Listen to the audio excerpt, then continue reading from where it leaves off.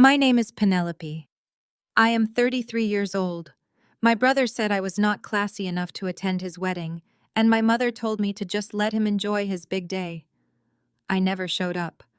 That evening, every news channel replayed the moment the bride slapped him in front of hundreds of guests. I quietly finished my wine, knowing exactly what had happened.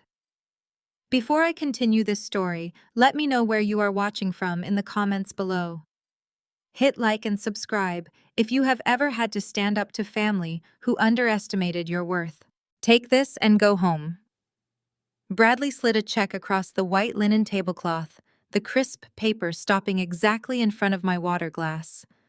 $5,000.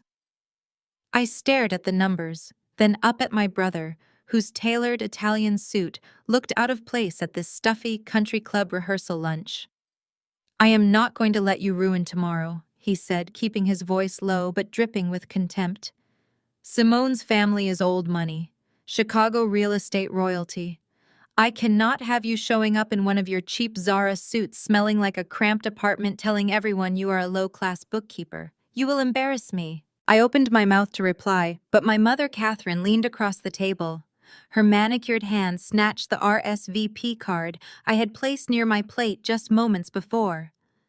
"Do not be selfish, Penelope," she hissed, her diamond rings catching the afternoon sun. "Take the money. Go back to your little life. Let your brother have his perfect day. You know how hard he has worked to fit in with Simone's family. We cannot risk you bringing the mood down with your constant negativity and lack of ambition." The familiar sting of their united front burned in my chest, a sensation I had known intimately since I was a teenager. Bradley had always been the golden child, the charismatic son destined for greatness. I was the disappointment, the one who supposedly failed her accounting degree and settled for a mediocre existence.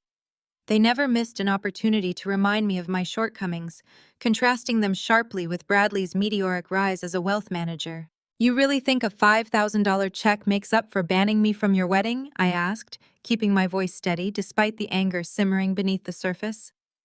"It is more than you make in a month," Bradley scoffed, taking a sip of his overpriced scotch. "Consider it a generous gift, a severance package from this family event. Go buy yourself a nicer apartment, or maybe finish that degree you gave up on 10 years ago. Just stay away from the cathedral tomorrow." My mother nodded in agreement, her gaze sweeping dismissively over my simple navy dress. "He is right, Penelope. You have always struggled in these high society settings. You would just look uncomfortable and make everyone else uncomfortable too. It is better this way. Believe me, Simone's mother is already judging our background. We do not need you confirming her worst suspicions about our class." I looked at them, truly looked at them, and felt a strange calm wash over me. For a decade, I had absorbed their insults, accepted my role as the family scapegoat, and allowed them to project their insecurities onto me. I had kept my real life hidden, believing that protecting myself from their greed was more important than proving them wrong. But sitting in that sunlit dining room listening to them casually discard me to preserve a facade, I realized the time for hiding was over. "Fine," I said softly, picking up the check and slipping it into my purse.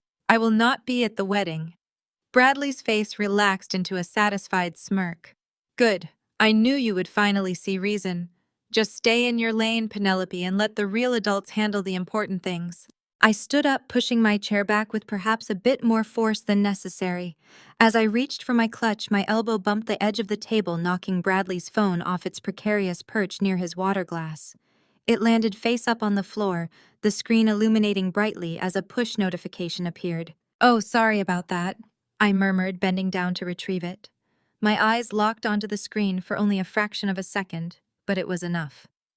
A notification from an offshore banking app displayed a transfer confirmation for an entity named Sterling Horizon LLC. I handed the phone back to Bradley, my heart suddenly hammering against my ribs. Sterling Horizon LLC. It was the exact shell company my forensic auditing firm had been tracking for the past 3 months, investigating a massive wire fraud case. I did not just work as a bookkeeper.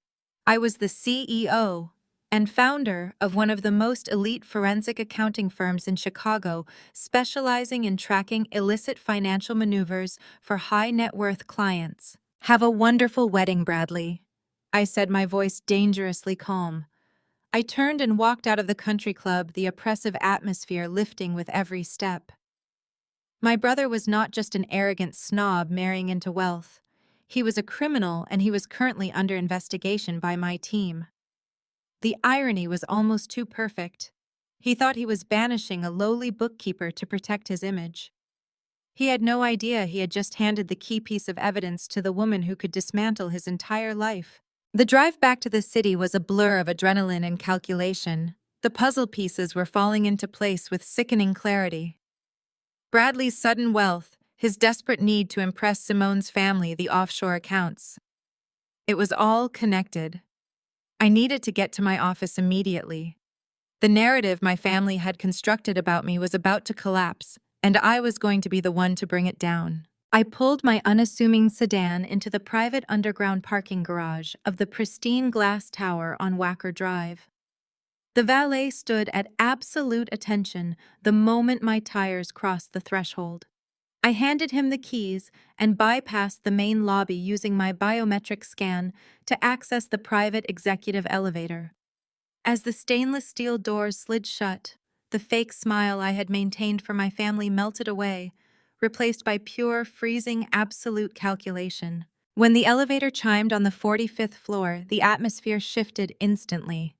The frosted glass doors bearing the sleek silver logo of Apex Forensic Auditing opened to reveal a hive of activity. Analysts in sharp suits moved purposefully between transparent conference rooms. I marched straight past the reception desk. My lead investigator, David, fell into step right beside me. "You are back early from the rehearsal lunch," David noted, his eyes scanning the digital tablet resting in his hands. "Cancel my afternoon meetings," I ordered, pushing open the heavy oak door to my corner office. "I need the mainframe prioritized for a personal query. Tier 1 security clearance immediately." David stopped in his tracks. "Tier 1? Are we initiating a federal lockdown? Just give me the access right now." I locked the door behind him and dropped my purse onto the leather sofa. I sat at my massive desk, a sprawling slab of polished obsidian, and woke up my triple-monitor workstation. My fingers flew rapidly across the keyboard. I logged directly into our proprietary tracking software, a system designed to trace laundered money across global borders. In the search bar, I typed the exact name I had seen flash across that stolen phone screen: Sterling Horizon LLC, Chicago. The system hummed, cross-referencing global tax registries, offshore banking databases, and shell company indexes. Within seconds, a massive web of digital financial nodes illuminated my main screen. Sterling Horizon was registered in the Cayman Islands, but its primary wire transfers were originating from a domestic source right here in Chicago. I pulled up the routing numbers. My breath caught hard in my throat. The money was being siphoned directly from the Vanguard Holdings Trust. That was the primary real estate trust owned by Simone and her incredibly wealthy family. I leaned closer to the glowing screen, my eyes tracking the transaction history. Over the past 8 months, Bradley had authorized 24 separate wire transfers from that specific trust into Sterling Horizon. The amount started small, 50,000 here, 75,000 there. But in the last single month, the numbers had skyrocketed rapidly. 500,000, 800,000. The total embezzled amount sat at just over $4 million. Bradley was not just an arrogant wealth manager marrying into real money to boost his inflated, fragile ego. He was actively draining his future bride and her empire before the wedding even took place. I felt a sudden surge of pure disgust. My family had spent my entire life worshiping Bradley, praising his financial genius, and telling me I was a complete failure because I chose to study forensic accounting instead of corporate wealth management. They lauded him as the pinnacle of success, completely blind to the terrifying fact that his entire lavish lifestyle was funded by malicious theft. But as I dug deeper into the shell company structural documents, the disgust morphed into icy, paralyzing panic. I clicked on the founding articles of Organization for Sterling Horizon. To open an offshore account, Bradley would have needed a registered agent, someone to act as the legal face of the entity. I bypassed the redacted layers of the digital document using our firm private decryption key. The raw text loaded on my center monitor. A bright red warning banner flashed across the top of my screen. The system internal alert protocol had triggered a direct match. I stared at the designated registered agent field. The name listed was Penelope Preston. My blood ran entirely cold. I quickly pulled up the attached identity verification documents. There was my date of birth. There was the address of the cramped studio apartment I had lived in 5 years ago. And right below that was my social security number. Bradley had not just stolen $4 million from Chicago's most powerful real estate dynasty. He had deliberately used my identity to do it. He had forged my signature, used my old mail intercepts, and set me up as the sole owner of the offshore account receiving the stolen funds. I gripped the thick edge of my desk, the terrible reality of his plan snapping into sharp focus. Bradley knew that eventually Simone family accountants would notice the missing millions. When the brutal audits finally began, the paper trail would lead directly to Sterling Horizon.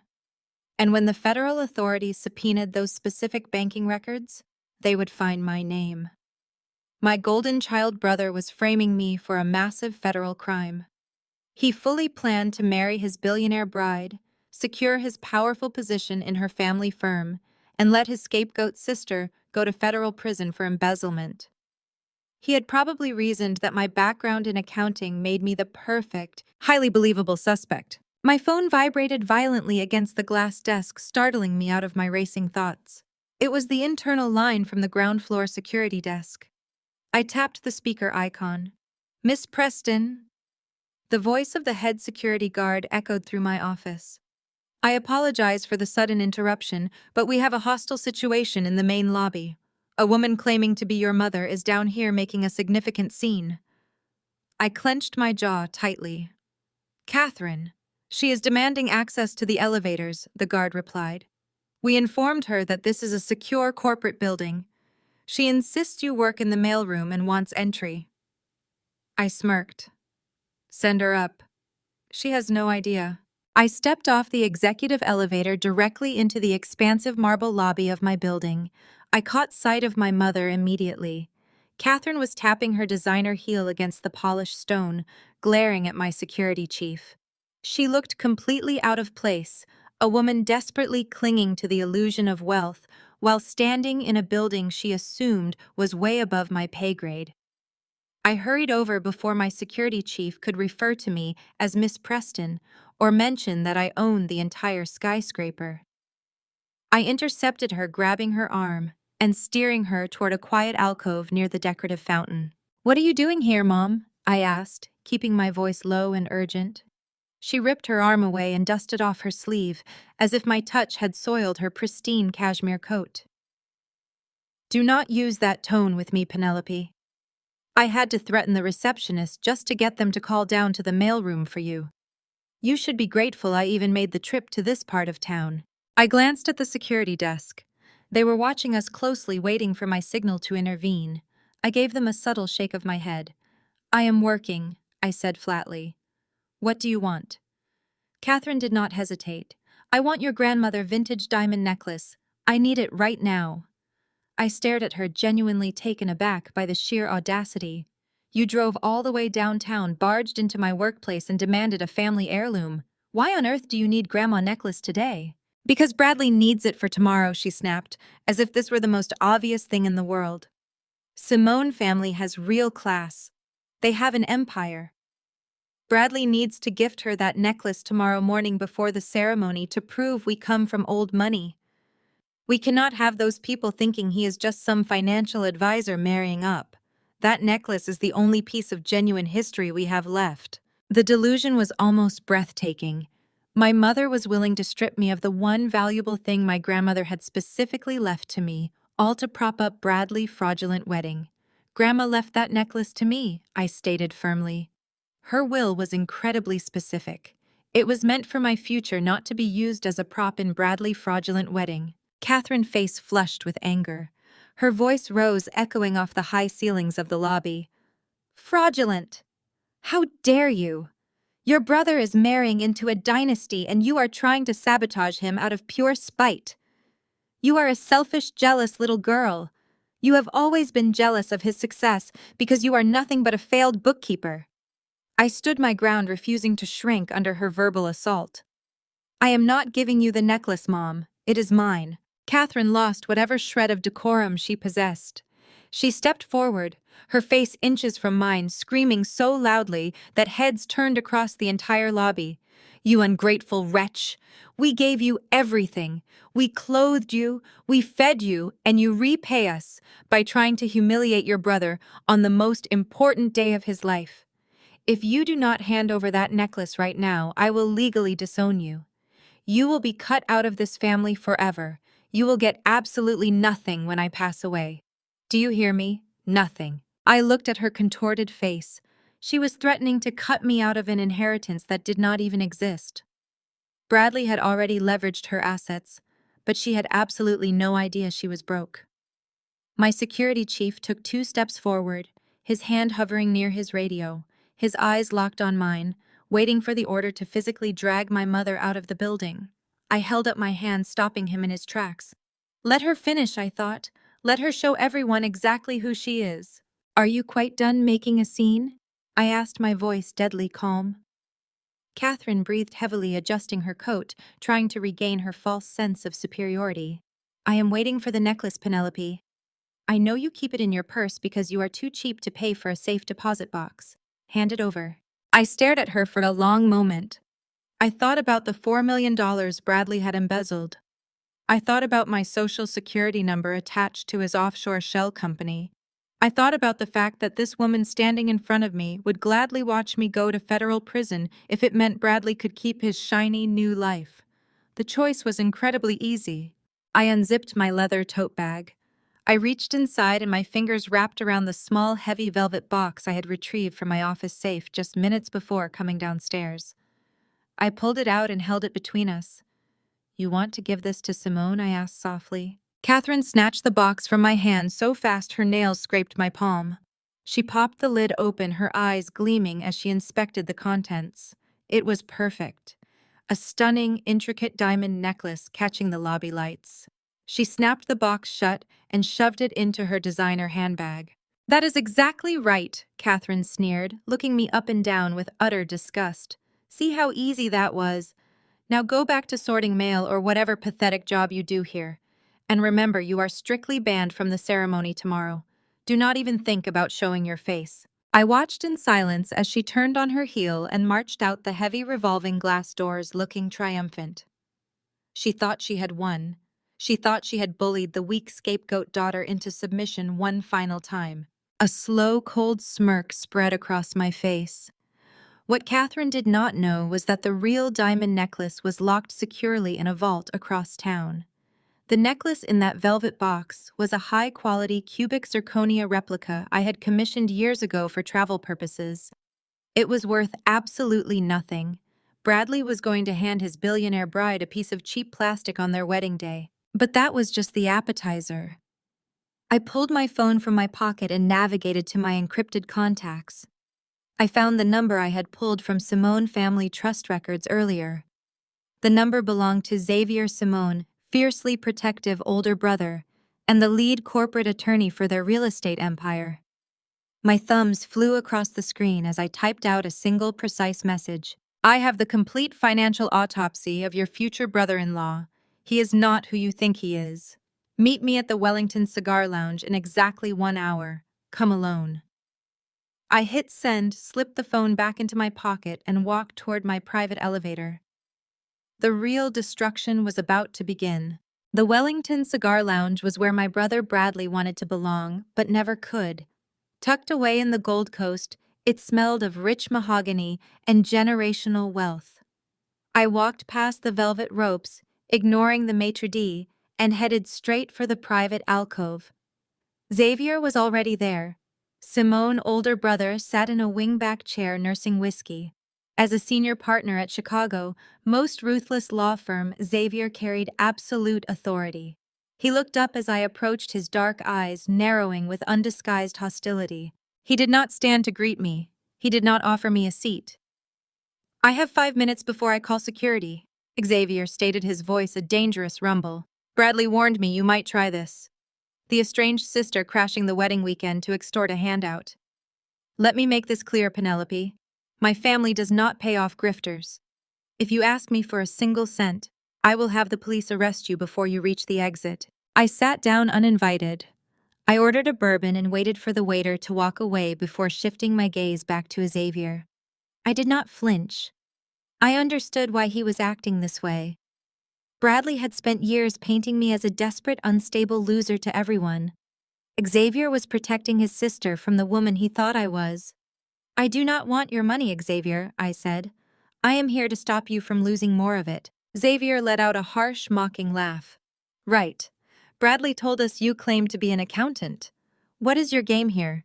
You found some tiny discrepancy in the catering bill and think you can spin it into a conspiracy."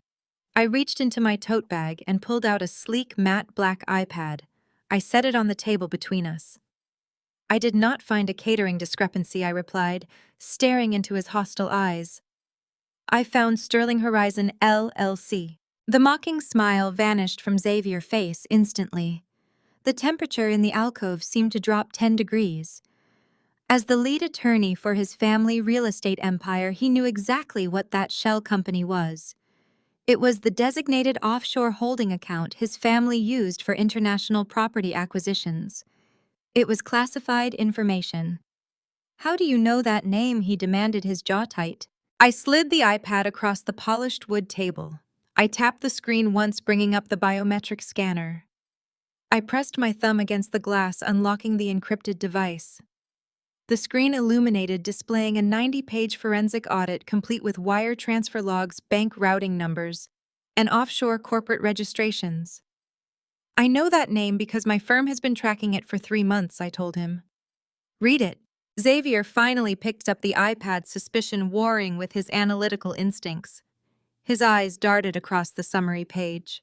I sat in silence, sipping my bourbon, watching a corporate shark realize he had been bleeding out in his own waters. For 2 minutes, Xavier was rigid.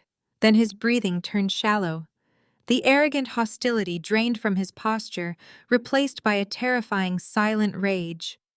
He swiped to the next page, then the next, his eyes scanning the irrefutable digital evidence of Bradley, monumental betrayal. "This shows 24 unauthorized wire transfers," Xavier muttered, his voice barely a whisper. "Coming directly from Simone Personal Trust Fund.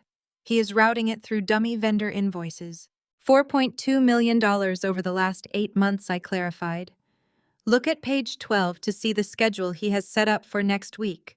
The moment he legally marries your sister, his access to the Vanguard Holdings Trust expands. He has automated a secondary transfer sequence.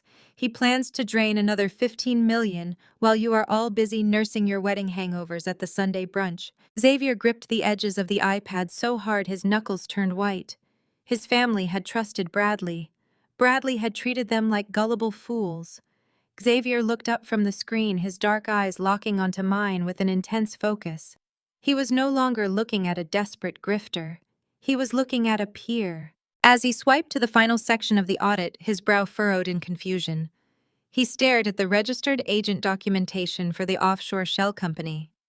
He looked at the screen, then looked back at me, the pieces clicking together in his razor-sharp mind. "This offshore account," Xavier started tapping the glass with a rigid finger. "The receiving entity. It is registered in your name. He used your social security number. He forged your signature on the founding documents." "Yes," I replied, my voice devoid of emotion. He needed a fall guy. He knew the missing funds would eventually trigger a federal audit. He set the money trail to lead directly to my doorstep. He is planning to let me take the fall for a federal embezzlement charge while he enjoys his new billionaire lifestyle. Xavier leaned back in his leather chair, the sinister scope of Bradley's plans settling over him. The sheer malice of framing his own sister while robbing his bride was almost too much to process. Xavier took a long, slow breath, steadying his own fury. He placed the iPad face down on the table. "He framed you," Xavier stated. his voice replaced by cold legal calculation. If I take this evidence to the police right now, you could go down with him. The paper trail names you as the primary beneficiary. The authorities will freeze your accounts and drag you into an interrogation room before they even look at Bradley. What is your play here, Penelope? I took one final sip of my very expensive bourbon.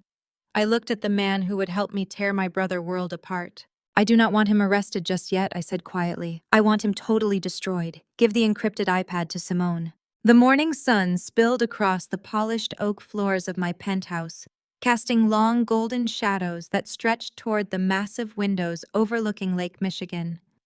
It was 9 o'clock on a Saturday morning, the exact hour my brother was supposed to be posing for pre-wedding photographs in his bespoke tuxedo. Instead of rushing around in a panic, I was lounging on my plush white sofa, wearing my most comfortable silk pajamas and sipping a crisp glass of vintage wine. I swirled the pale liquid in the crystal goblet, watching the light catch the delicate edges of the glass. The city below looked peaceful, oblivious to the absolute financial and social destruction that was about to unfold within the sacred walls of Chicago's most elite cathedral. My phone resting on the marble coffee table suddenly began to vibrate violently against the smooth stone. The caller ID flashed Bradley's name in bright, demanding letters.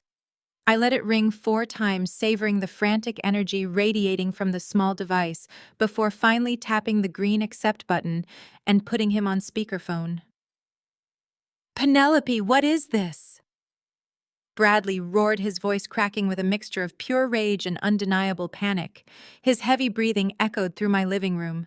What Bradley? I asked, keeping my tone perfectly mild and entirely unbothered. Do not play games with me, you psychotic thief, he screamed, the absolute desperation bleeding into every single word. Mother brought me the velvet box this morning. She told me she handled you, that you handed over grandmother necklace just like you were supposed to. But when I opened it to show the wedding planner, it was a piece of cheap plastic. It is a cubic zirconia replica, Penelope. It is a worthless, insulting piece of trash. You gave her a fake. I smiled, tracing the rim of my wine glass with my index finger. I gave her exactly what she demanded, I replied softly.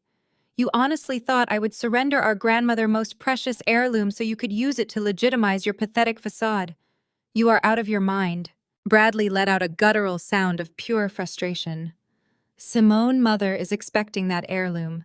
I promised her a piece of old money history to prove our family standing. I have half a mind to call the police right this second and have you arrested for grand theft. I will have you dragged out of your apartment in handcuffs before the organist even starts playing. I let his pathetic, hollow threats wash over me, feeling absolutely nothing but icy amusement. You cannot steal what is already yours, Bradley, I stated with absolute, unwavering clarity. Grandmother left that specific necklace to me in her legal notarized will. It belongs to me, not to you, not to Catherine, and certainly not to Simone. So go ahead, call the police. I would absolutely love to hear you try to explain to a precinct detective how your sister stole her own property. While you have the authorities on the line, maybe you can also explain the offshore banking structures you have been so busy building. The line went completely silent for 3 seconds. I could practically hear his mind desperately trying to spin a new web of lies, completely unaware that his entire financial house of cards was already in the hands of his future brother-in-law. Enjoy the wedding, Bradley. I continued, my voice dropping to a dangerous silken whisper. It will be unforgettable. You are just jealous, Bradley sneered, his voice dropping into a vicious, trembling growl. You are just a pathetic, jealous loser because I am marrying into billions and you are nothing. You will always be nothing. I stared at the darkened screen of my phone, a slow, genuine smile spreading across my face. He still thought he was the smartest person in the room. He still believed his perfectly constructed illusion was intact. I set the phone down and turned my attention to my laptop, which was currently running a secure encrypted connection to my office mainframe. I had spent the last hour meticulously reviewing the final digital evidence packets that Xavier had requested for the authorities. Those specific files contained the irrefutable proof of Bradley forged signatures and the detailed routing numbers linking his shell company directly to the Vanguard Holdings Trust. The evidence was absolute devastating and entirely inescapable. Suddenly, a sharp, crisp chime echoed from my laptop speakers. A high-priority notification flashed across the top right corner of my screen. It was a direct, encrypted message from Xavier. I clicked the secure icon, watching the text decrypt in real time. The message did not contain a greeting, a thank you, or any unnecessary pleasantries. Xavier was a man of action, and he had clearly been very busy since our meeting at the cigar lounge last night. The message consisted of a single highly secure hyperlink followed by two brief, chilling sentences. "The trap is completely set. Watch the show." I clicked the hyperlink without a second of hesitation. A black window opened on my screen, buffering for a fraction of a second before a high-definition video feed flared to life. It was a direct tap into the internal live-stream cameras of the cathedral. The feed showed the massive, ornate altar blanketed in thousands of imported white roses and softly glowing candlelight. The pews were already packed with Chicago's most elite wealthy citizens, all murmuring quietly, waiting for the grand spectacle to begin. I leaned back into the soft cushions of my sofa, taking a long sip of my wine, and fixed my eyes on the screen. The financial autopsy was complete, the evidence was delivered, and the executioner was waiting at the altar. The video feed displayed the interior of Holy Name Cathedral.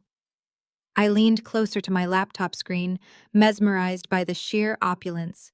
Simone family had spared zero expense.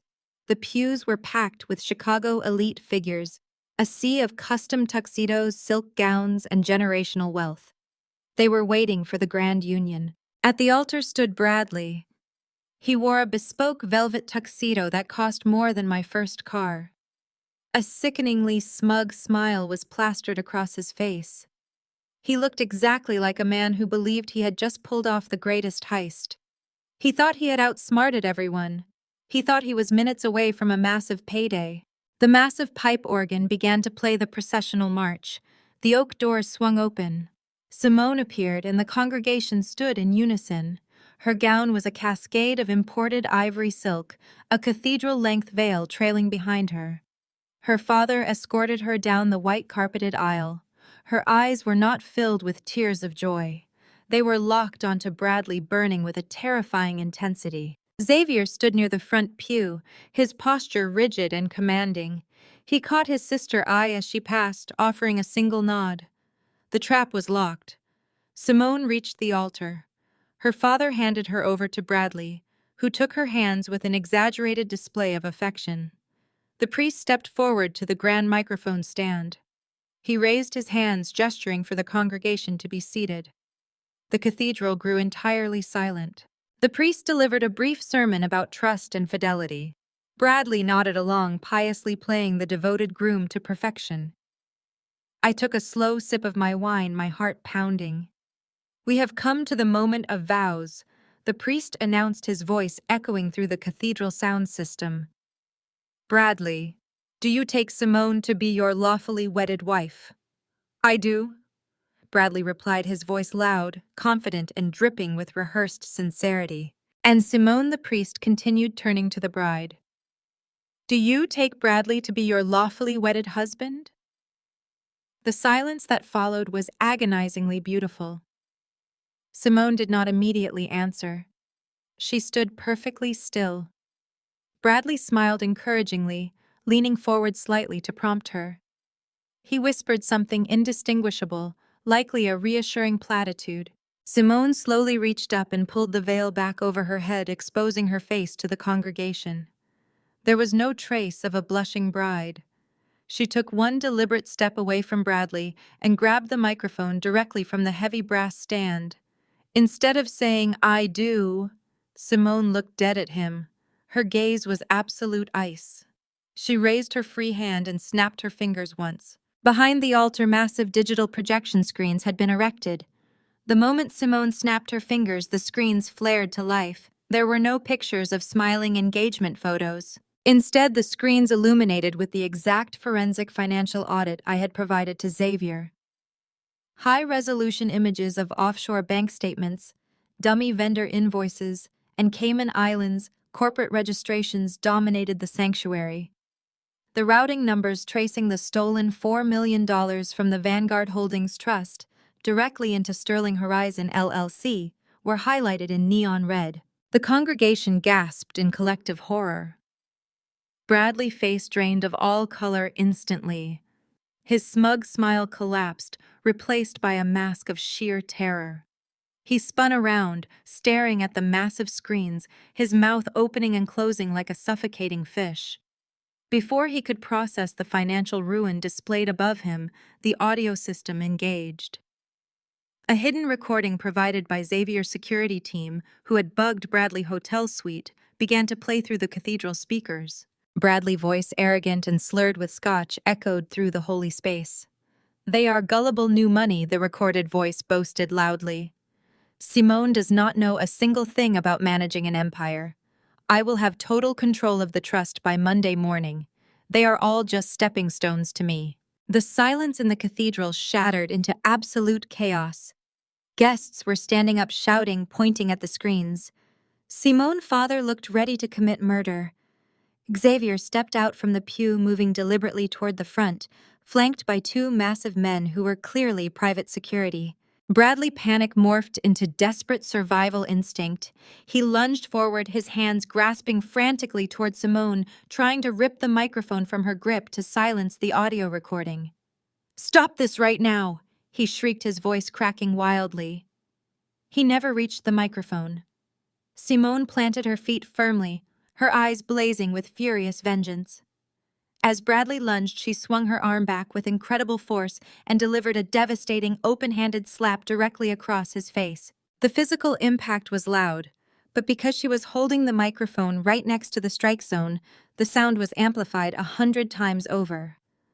A massive, echoing crack boomed like thunder through the speakers.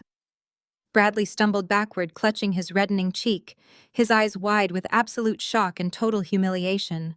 Immediately after the strike, Xavier's security team rushed the altar, violently grabbing Bradley by both arms and shoving him toward the side exit. Simone stood her ground, her posture immaculate, watching her fraudulent groom get dragged away like common trash. Then the live stream video feed abruptly cut to pure black.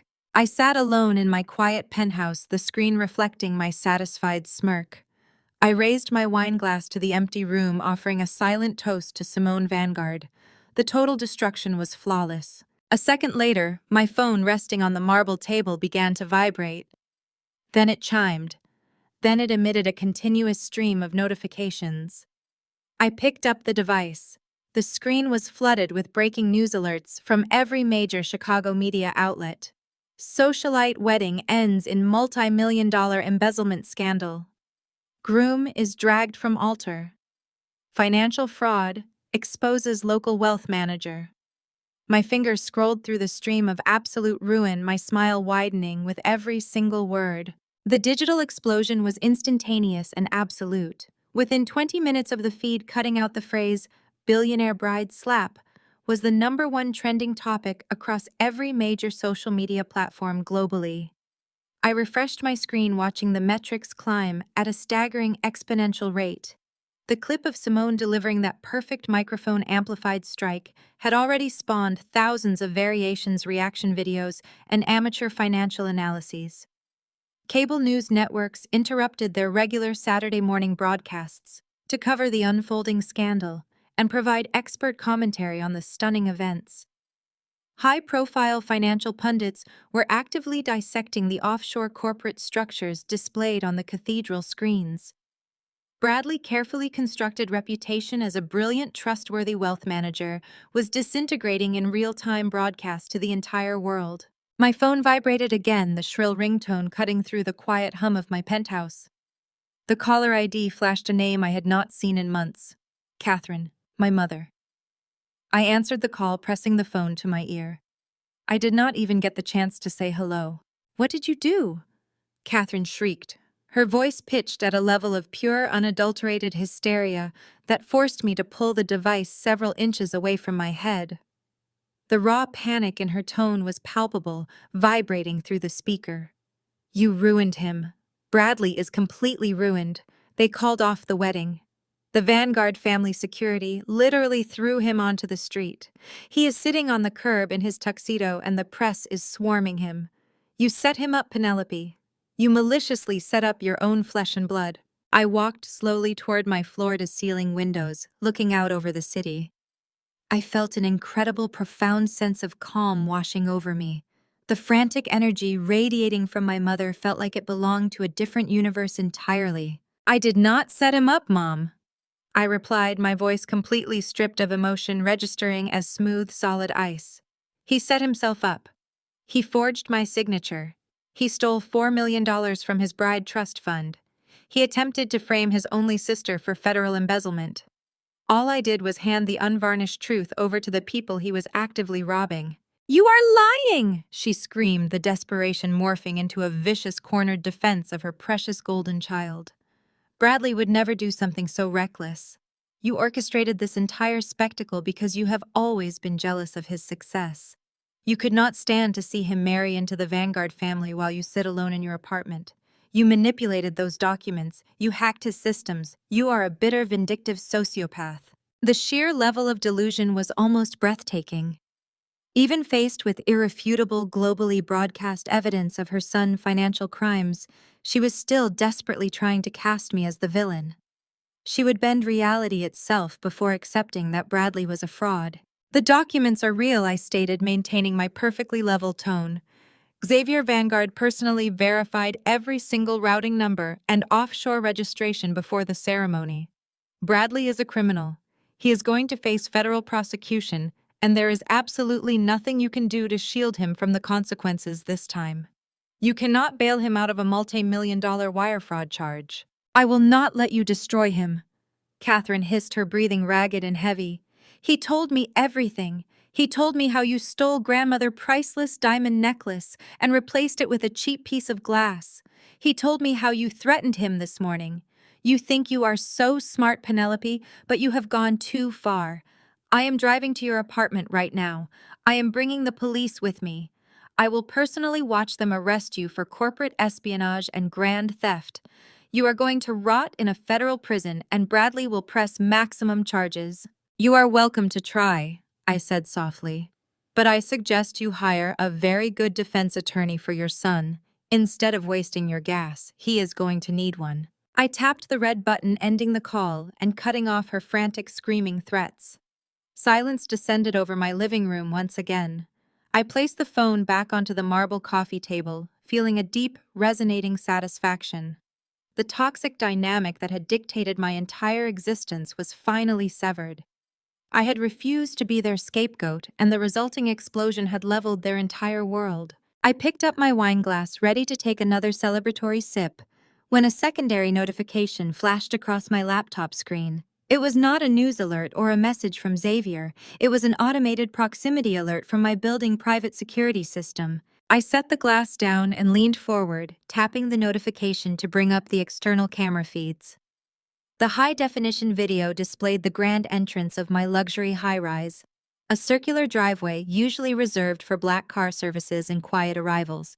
Right now, the driveway was illuminated in blinding rhythmic flashes of red and blue. 3 separate Chicago Police Department cruisers had just violently hopped the curb, coming to a screeching halt directly in front of the lobby revolving doors. Uniformed officers were leaping out of the vehicles, their hands resting cautiously on their utility belts. They were moving with a focused tactical urgency that indicated a severe, high-priority dispatch. Bradley had not been making an idle, desperate threat. He had actually done it. Sitting on the curb outside the cathedral, his life in ruins, he had doubled down on his lies. He had called the authorities and officially claimed I had hacked his wealth management firm and stolen millions. The police were rushing through the glass doors, heading straight for the concierge desk to demand access to the penthouse elevators. The real brutal war was just beginning for us, but I was fully and completely prepared for it today.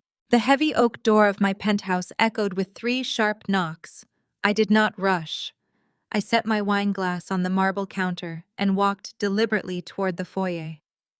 Opening the door to see the reality of my brother's desperation was a surreal experience. 2 detectives in standard suits stood shoulder to shoulder, their badges prominently displayed. They looked serious, professional, and unaware that they were being used as pawns in a domestic dispute. But they were not alone. Pushing past the detectives hyperventilating with manufactured grief were Bradley and our mother. Catherine's face was a mask of smudged mascara and twisted fury. She pointed a trembling finger directly at my chest as the door swung open. "There she is!" Catherine shrieked, her voice echoing down the hallway.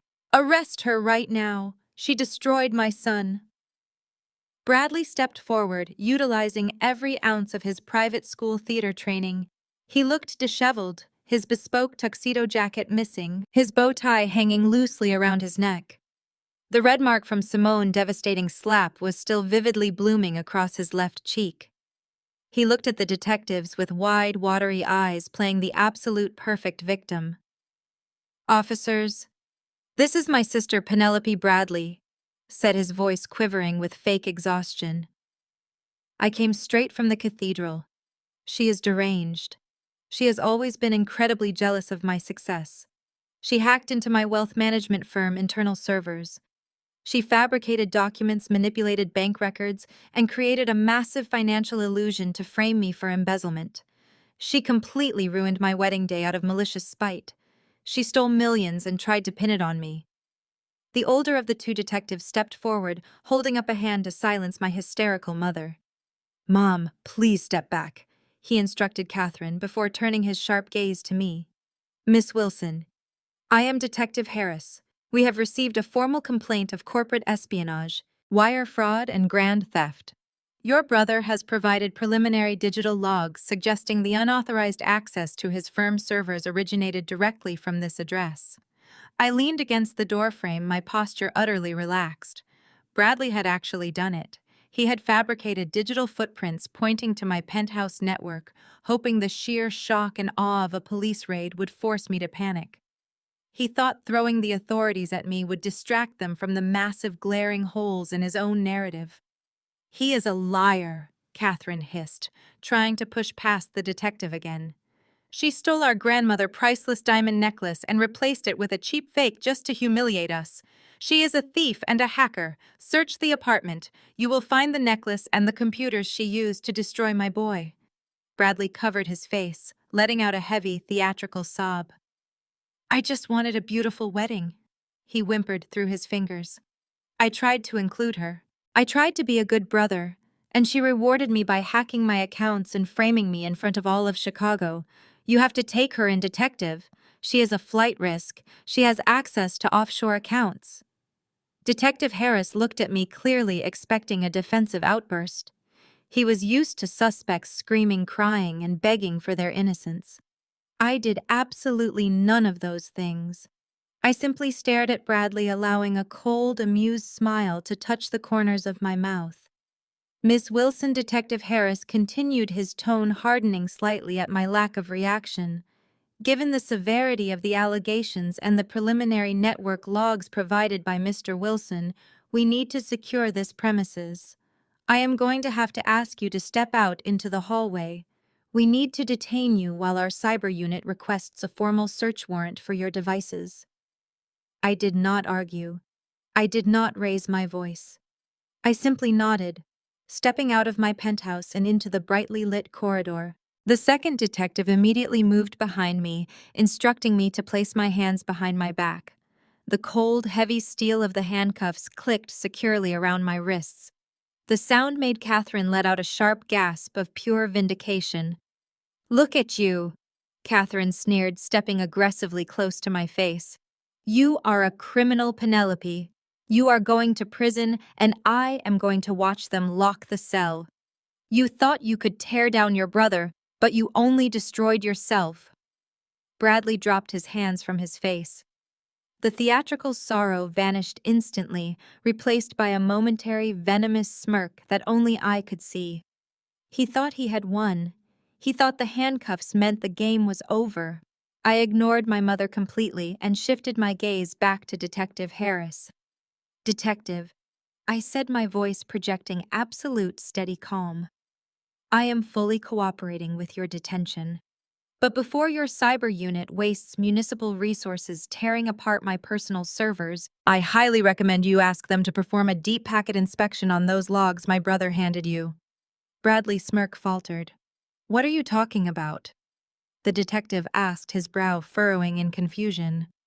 "I suggest you ask your technicians to check the actual IP addresses and original MAC addresses of the devices used to initiate those offshore transfers," I instructed clearly.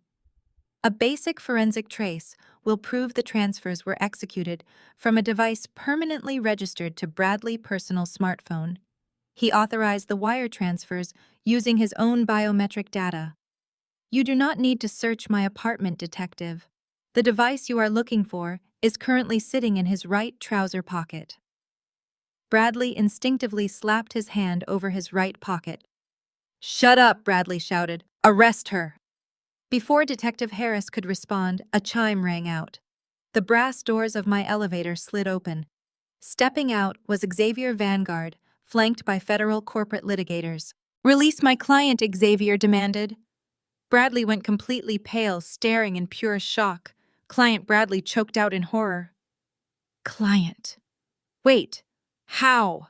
Bradley staggered backward, his pristine leather dress shoes scraping against the polished hardwood floor of the hallway.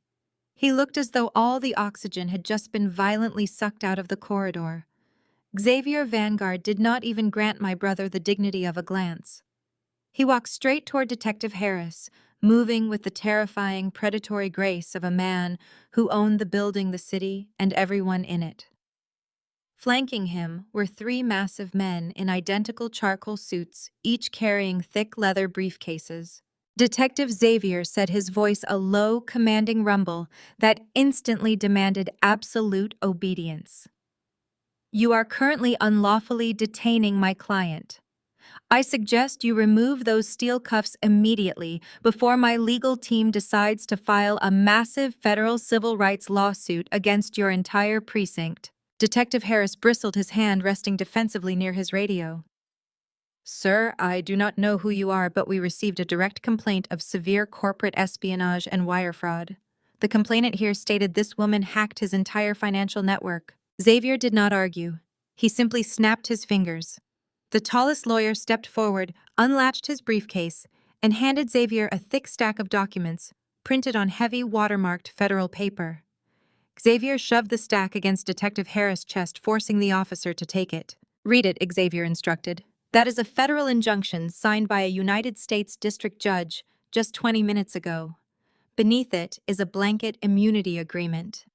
Miss Penelope Wilson is not a hacker. She is a licensed, bonded, federally contracted forensic auditor. She was officially retained by Vanguard Holdings to investigate severe financial irregularities within our corporate trust. Her access to Mr. Wilson's servers was not a hack. It was a fully authorized, legally sanctioned audit of a third-party vendor." Detective Harris' eyes widened as he rapidly scanned the first page. The second detective immediately pulled a small key from his belt, stepping behind me to unlock the handcuffs. The metal clicked open, and I rubbed my wrists, maintaining my unbroken, icy stare at Bradley. Bradley was visibly shaking. The red handprint on his cheek from Simone's slap seemed to glow against his sickly pale skin.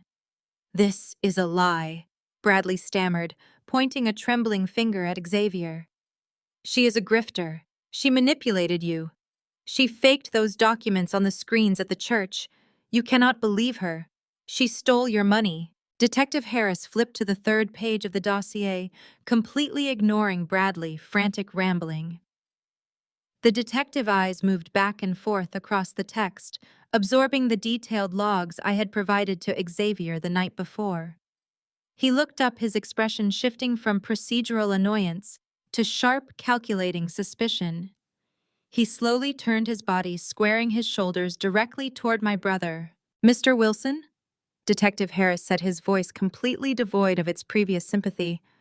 These federal audit logs correspond exactly with what your sister just told me before Mr. Vanguard arrived.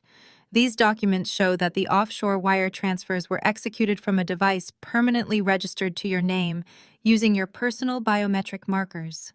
Furthermore, this document indicates that the receiving shell company was fraudulently registered using a stolen social security number. Bradley swallowed hard, taking another step backward, until his shoulders hit the textured wallpaper of the corridor.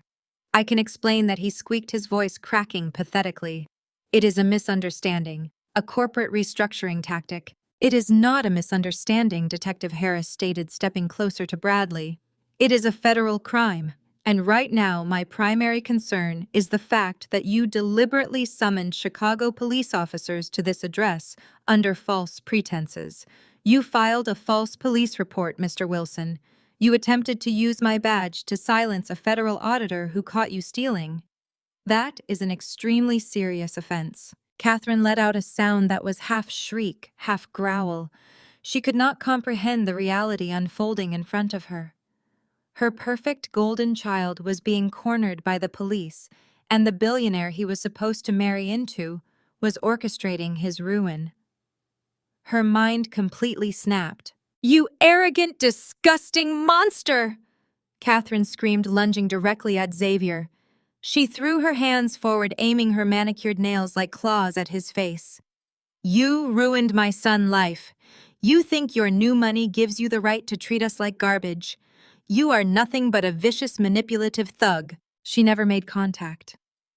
Xavier did not even flinch. The two private security contractors who had accompanied him stepped smoothly into her path. They moved with terrifying efficiency, catching Catherine by the wrists and twisting her arms securely behind her back without breaking a sweat. She thrashed wildly, kicking her expensive heels against their shins, spitting vile, incoherent insults that echoed through the entire penthouse floor. "Let go of me!" she shrieked, her face contorting into an ugly, furious mask. "Penelope, tell them to let me go. You are doing this to us. You planned this because you are a miserable, lonely failure." I just stood there, watching my mother completely unravel. I felt absolutely no pity, no sadness, and no guilt.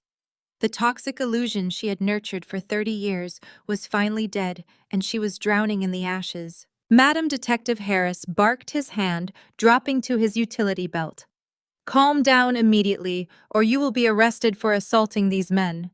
Do you understand me? Step back." The security contractors released Catherine, giving her a firm shove toward the open elevator doors. Detective Harris turned his intense attention back to Bradley. "We are leaving now," Harris said. "Do not leave the city. Do you understand me? Do not flee." Bradley nodded weakly, pulling his mother into the waiting elevator. They fled the building in disgrace. The detectives marched toward the stairwell, leaving us alone. Xavier turned to me, his eyes locking onto mine. "Simone wants to meet the woman who saved her life. Tonight," he said softly. The ride to the restaurant was a blur of neon city lights and the quiet hum of the armored town car. I sat in the plush leather seat, the adrenaline from the penthouse confrontation slowly settling into a profound sense of clarity. Xavier sat across from me, reviewing documents on an encrypted tablet. He had seamlessly orchestrated my extraction, proving that true power did not need to shout. It merely needed to present the facts. We pulled up to the curb of a 3-star Michelin restaurant, renowned for its long waiting list and exclusive clientele. A sharp bark of laughter escaped my lips as the valet opened my door. This was the exact establishment Bradley had explicitly banned me from entering. He had once told me that my presence would lower the aesthetic value of the dining room, claiming I lacked the refined sophistication required to associate with his elite circles. Stepping through the brass and glass doors now, escorted by a billionaire and treated with absolute reverence by the head waiter, the irony was delicious. The restaurant was a masterpiece of muted gold and velvet, humming with the low murmur of power brokers and socialites. The head waiter guided us past the main dining floor, leading us toward a secluded, glass-enclosed private dining room at the back of the establishment. Waiting at the center table was Simone Vanguard. She had shed her ruined wedding gown, trading it for a razor-sharp emerald silk blazer and tailored trousers. She looked like a general preparing for war. I braced myself as we approached the table. Despite the undeniable evidence I had provided, delivering news that destroyed a wedding was a heavy burden. I fully expected anger, perhaps misplaced resentment, or at the very least, a cold transactional demeanor. I stepped into the private room preparing a professional greeting. Simone did not give me the chance. She stood up immediately, her chair scraping softly against the thick carpet. She crossed the room in 3 long strides, bypassed my outstretched hand, and pulled me into a fierce, intense, and crushing hug. I froze for a fraction of a second before cautiously returning the embrace. "Thank you," Simone whispered, her voice thick with genuine emotion, but completely devoid of tears. "You saved my life today, Penelope. You saved me from chaining myself to a parasite." She pulled back, keeping her hands firmly on my shoulders, her dark eyes locking onto mine with an intensity that matched her own brother. "I know what it took for you to do that. I know the kind of family blowback you just invited. I will never forget it. Please sit down."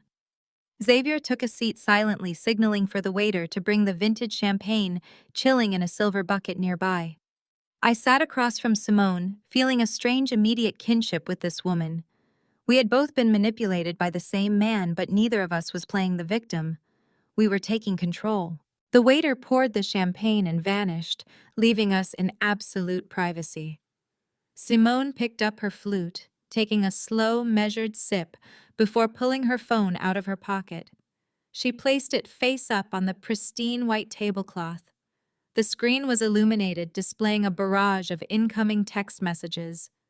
"Bradley has been desperately trying to contact me for the past 2 hours."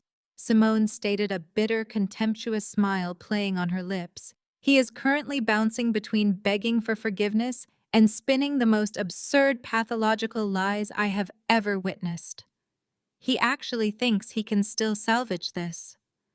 "What is his current narrative?" I asked, leaning forward, genuinely curious about how low my brother was willing to sink. Simone tapped the screen, opening the message thread, and began reading his frantic texts aloud. "He claims that he is completely innocent. He is telling me that you have a severe life-threatening underground gambling addiction. According to Bradley, you owed millions to a dangerous organized crime syndicate. He says that you held a gun to his head, threatening to have him killed if he did not siphon those funds from my trust to pay off your debts. He claims he only stole the money to protect our future family from your violent creditors." A bubble of pure, unadulterated laughter burst from my chest. It started small and quickly escalated into a genuine, full-bodied laugh. Simone joined in, her elegant laughter echoing off the glass walls of the private room. The sheer absurdity of the lie was staggering. Bradley, the man who panicked when a waiter brought the wrong vintage of wine, was trying to cast himself as a heroic martyr facing down the mob. We bonded over the sheer pathetic nature of his manipulation. We sat there, 2 highly capable professionals, analyzing the frantic death throes of a narcissist who had finally run out of runway. "He is terrified," I noted, wiping a tear of mirth from the corner of my eye. "He knows the police are watching him. He knows the federal auditors have his offshore routing numbers, and he knows his mother cannot buy his way out of a federal wire fraud indictment. He is throwing anything against the wall to see what sticks." Simone's expression suddenly shifted, the shared humor vanishing from her features, replaced by absolute seriousness. She reached into the interior pocket of her emerald blazer and withdrew a small silver object. She placed it carefully on the table and pushed it across the white linen until it stopped directly in front of my hands. It was an encrypted flash drive. "My private investigators did not stop digging when they verified your audit logs," Simone said, her voice dropping to a dangerous whisper. "They executed a discreet sweep of his luxury apartment while we were dealing with the fallout at the cathedral. They found this carefully hidden inside his floor safe. He does not just have an offshore account, he has another fiancée." I took the silver flash drive, my fingers brushing the cool metal. Simone watched me, her warmth transitioning into the focused intensity of a corporate predator. I pulled my encrypted tablet from my tote bag, booted it up, and inserted the drive. A categorized directory immediately materialized. Simone's private investigators were incredibly thorough. They had cloned his hidden hard drive, organizing the data into neatly labeled folders. I tapped the first file labeled Miami. A high-definition photograph filled the screen. It was Bradley, heavily tanned, standing on the deck of a luxury yacht. He had his arm wrapped tightly around a stunning, dark-haired woman. She was holding a champagne flute, a massive emerald-cut diamond sparkling on her left ring finger. I swiped to the next image. It was a screenshot of a digital wedding invitation. It proudly announced the upcoming nuptials of Isabella Santos and Bradley Wilson, visionary founder of a fictional tech startup. The wedding was scheduled for November. He told her he was a tech billionaire, Simone said, her voice dripping with disgust. He told Isabella he sold an algorithm to a major Silicon Valley firm and was managing his personal wealth through private equity. He used my family money to fund his entire fantasy life in Florida. He bought her that ring with my funds. I opened the corresponding financial ledger, scanning the bank statements. The sheer volume of the theft was staggering, but the methodology was incredibly sloppy. Bradley was arrogant. He assumed no one would ever dare audit his personal transactions once he married into the Vanguard empire. He routed the stolen funds through offshore shell companies, eventually funneling the money into domestic limited liability corporations based in South Florida. As I traced the corporate registration numbers, a glaring anomaly caught my immediate attention. The domestic LLCs were not registered under Bradley's own name. I opened the property deed for a $12 million waterfront mansion in Miami Beach. The purchase had been executed entirely in cash just 3 weeks ago. I zoomed in on the final page, my blood turning to ice, as I read the authorized signature at the bottom. It was all Catherine. My mother's distinct looping cursive was stamped heavily across the property deed. I quickly opened the registration files for the 3 domestic shell companies holding the embezzled Vanguard funds. Catherine's signature was on every single one. She was listed as the managing director, the sole authorized signatory, and the primary beneficiary of the trusts holding the Miami real estate. Simone noticed the shift in my posture. "What is it?" she asked, narrowing her eyes. "What did you find?" I turned the tablet so she could see the screen. "My mother's signature." I stated, my voice dropping to a harsh whisper. "She is not just an enabling parent defending her golden child. She is an active, willing participant in a massive federal crime." Simone leaned back, a slow, predatory smile spreading across her face. "She was laundering the money," Simone deduced instantly. "Exactly," I confirmed. Bradley could not risk moving millions of stolen dollars directly into his own domestic accounts while undergoing the rigorous financial background checks required to marry into your family. The IRS would have flagged the sudden influx of wealth immediately. He needed a clean proxy to hold the assets and purchase the real estate for his secret life in Miami. Catherine provided that proxy. She willfully registered the shell companies. She signed the property deeds. She actively laundered stolen corporate funds to hide them from federal authorities. The magnitude of Catherine's betrayal was breathtaking. For my entire life, she had relentlessly criticized my career, calling my forensic auditing work a glorified accounting hobby. She constantly berated me for not achieving the same dazzling success as Bradley, all while she actively conspired with him to commit federal tax evasion and wire fraud. She knew about the stolen money. She knew about the Miami mansion. She likely knew about the second fiancé. She willingly facilitated Bradley's entire criminal enterprise, risking decades in federal prison just to maintain the illusion of his superiority. "She stood in my hallway an hour ago and demanded my arrest," I said, the bitter irony washing over me. "She threatened to watch me rot in a federal cell for exposing a crime she was actively helping to conceal. She thought she was untouchable because she believed Bradley was too smart to be caught." Simone reached across the table and poured us both another glass of champagne. "They underestimated the wrong woman," Simone said, raising her glass in a silent, respectful toast. Before our crystal flutes could meet, my cell phone began to vibrate violently against the polished wood of the table. The screen illuminated, flashing Catherine's name. I stared blankly at the vibrating device. My mother had just fled my building in absolute disgrace after demanding my arrest. Now, less than 2 short hours later, she was calling me again. I swiped the green icon and pressed the speakerphone button, placing the device carefully in the center of the table between Simone and myself. Penelope. Catherine sobbed, her voice a ragged, breathless wail that echoed through the quiet, private dining room. The aggressive, vicious tone from the hallway was completely gone. In its place was nothing but raw, unfiltered terror. "What do you want, Catherine?" I calmly asked, my voice remaining perfectly level and detached. "You have to help me," she cried, her breathing erratic and panicked. "I tried to pay for our hotel suite. The front desk clerk told me my card was declined. I tried another one. Declined. I logged into my banking app to transfer funds, but I cannot access anything. The bank locked me out. A red banner popped up saying my accounts are frozen pending a federal investigation.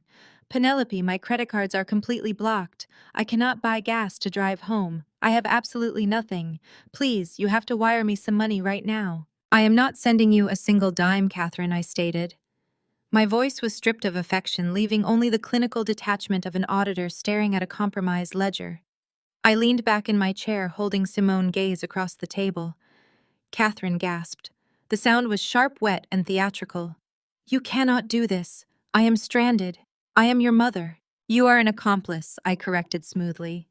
"You are experiencing the standard federal protocol for individuals implicated in large-scale wire fraud." The transition was instantaneous. The desperate, sobbing matriarch vanished, replaced immediately by the vicious, cornered socialite who terrorized my childhood. Her sadness evaporated into pure, unadulterated venom. "You are a monster!" Catherine shrieked, the audio crackling through the phone speaker. "You ruined your brother's life, and now you are starving your own mother. You planned this from the very beginning to punish us for giving Bradley the life he deserved." I let her scream. Simone raised a single, perfectly sculpted eyebrow, silently offering a toast with her champagne flute. I mirrored the gesture, taking a slow sip. "Are you finished?" I asked when Catherine finally paused to draw a ragged breath. "Because screaming at me will not unfreeze your assets." I set my glass down and leaned closer to the phone. "The IRS does not care about your fabricated family drama, Catherine. They care about the $12 million waterfront mansion in Miami Beach. They care about the 3 domestic shell companies registered exclusively under your name. When the federal government suspects an individual of laundering stolen corporate assets, they freeze every single account tied to that social security number." "I did not steal anything," she screamed defensively. "You signed the property deeds." I countered, my tone relentlessly methodical. "You authorized the creation of the LLCs used to funnel $4 million of stolen Vanguard trust funds. You acted as the primary domestic proxy for Bradley embezzlement scheme. The federal authorities do not need you to physically steal the money. By actively moving it and hiding it, you became a primary target for prosecution." It was a brutal, unavoidable reality check. Catherine spent her entire life insulating herself from consequences, using my father's wealth and Bradley charm as an impenetrable shield. Now the shield was gone, and she was standing directly in the crosshairs of a federal investigation. "I did not know it was stolen," Catherine wailed, her voice cracking, as genuine panic began to seep back into her tone. The anger was failing, leaving only the desperate realization of her own incredible stupidity. "He is my son. He asked for my help with a business venture. You signed federal documents asserting you were the managing director of a holding company," I reminded her. "Ignorance is not a valid legal defense for money laundering." Then came the spectacular, self-incriminating implosion. I had quietly tapped the record button on my tablet the moment the call connected. "I only signed those Miami papers because Bradley said it was a tax loophole," Catherine blurted out, her voice loud and frantic. "He told me he was shielding his prenuptial assets from the Vanguard family. He said putting the properties in my name would protect his wealth. I did not know he took it from Simone." I only signed them because he promised me it was a perfectly legal tax loophole. I looked at Simone. Her dark eyes widened slightly before a predatory smile stretched across her face. Catherine had just confessed on a recorded line to willfully participating in what she believed was a scheme to hide assets and defraud the IRS. In her desperate attempt to absolve herself of the embezzlement charge, she had explicitly admitted to conspiracy to commit tax fraud. "Thank you, Catherine," I said smoothly. "That is exactly what I needed to hear." "What do you mean?" she demanded, her voice suddenly small, trembling with sudden suspicion. "What did you just do?" "I am hanging up now," I replied. "I highly recommend you walk to a public defender office. You are going to need one." I tapped the red icon, cutting off her frantic stammering. The silence in the private dining room was profound. I tapped the screen of my tablet, saving the audio file and exporting it directly to a secure encrypted folder. "I have a direct contact at the FBI field office," I told Simone, my fingers moving rapidly across the digital keyboard. "Agent Miller has been quietly tracking Bradley offshore movements since I flagged the initial anomalies 3 days ago. This audio file gives them the probable cause they need to secure immediate arrest warrants for both of them." I attached the audio file to an encrypted email, addressed it to Agent Miller, and pressed send.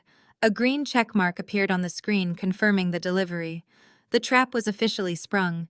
Bradley and Catherine were entirely out of moves, money, and time. Simone leaned back in her chair, a look of profound satisfaction settling over her features. "You are terrifyingly efficient, Penelope. I am genuinely glad we are on the same side." I was about to respond, ready to accept the compliment, and finally relax, when my tablet screen flashed a bright crimson. A blaring, high-pitched, deafening alarm erupted from the device, cutting through the sophisticated ambiance of the Michelin restaurant. My heart slammed against my ribs. I grabbed the tablet, my eyes scanning the cascade of digital warnings flooding the display. It was a security override notification. It was not coming from Bradley breached servers or the Vanguard Trust. It was originating from my own heavily fortified network. Someone was actively bypassing my proprietary biometric firewalls. They were inside the master ledger of my private auditing firm. The numbers on the screen began to blur and spin as a massive wire transfer initiated in real time. Someone was attempting to drain my own company accounts, and they were succeeding with a terrifying, unstoppable speed right in front of my eyes. I slammed my finger against the emergency kill switch on my tablet, but the unauthorized wire transfer was already bypassing the secondary verification layers. Bradley was executing a brute force extraction using the stolen Social Security credentials he had leveraged for the Miami shell companies. He had tethered those credentials to my firm routing numbers. "We need to move," I told Simone and Xavier, shoving the tablet into my tote bag. "Bradley is actively draining my corporate accounts to fund an immediate exit." Xavier did not ask questions. He signaled his security detail with a sharp nod.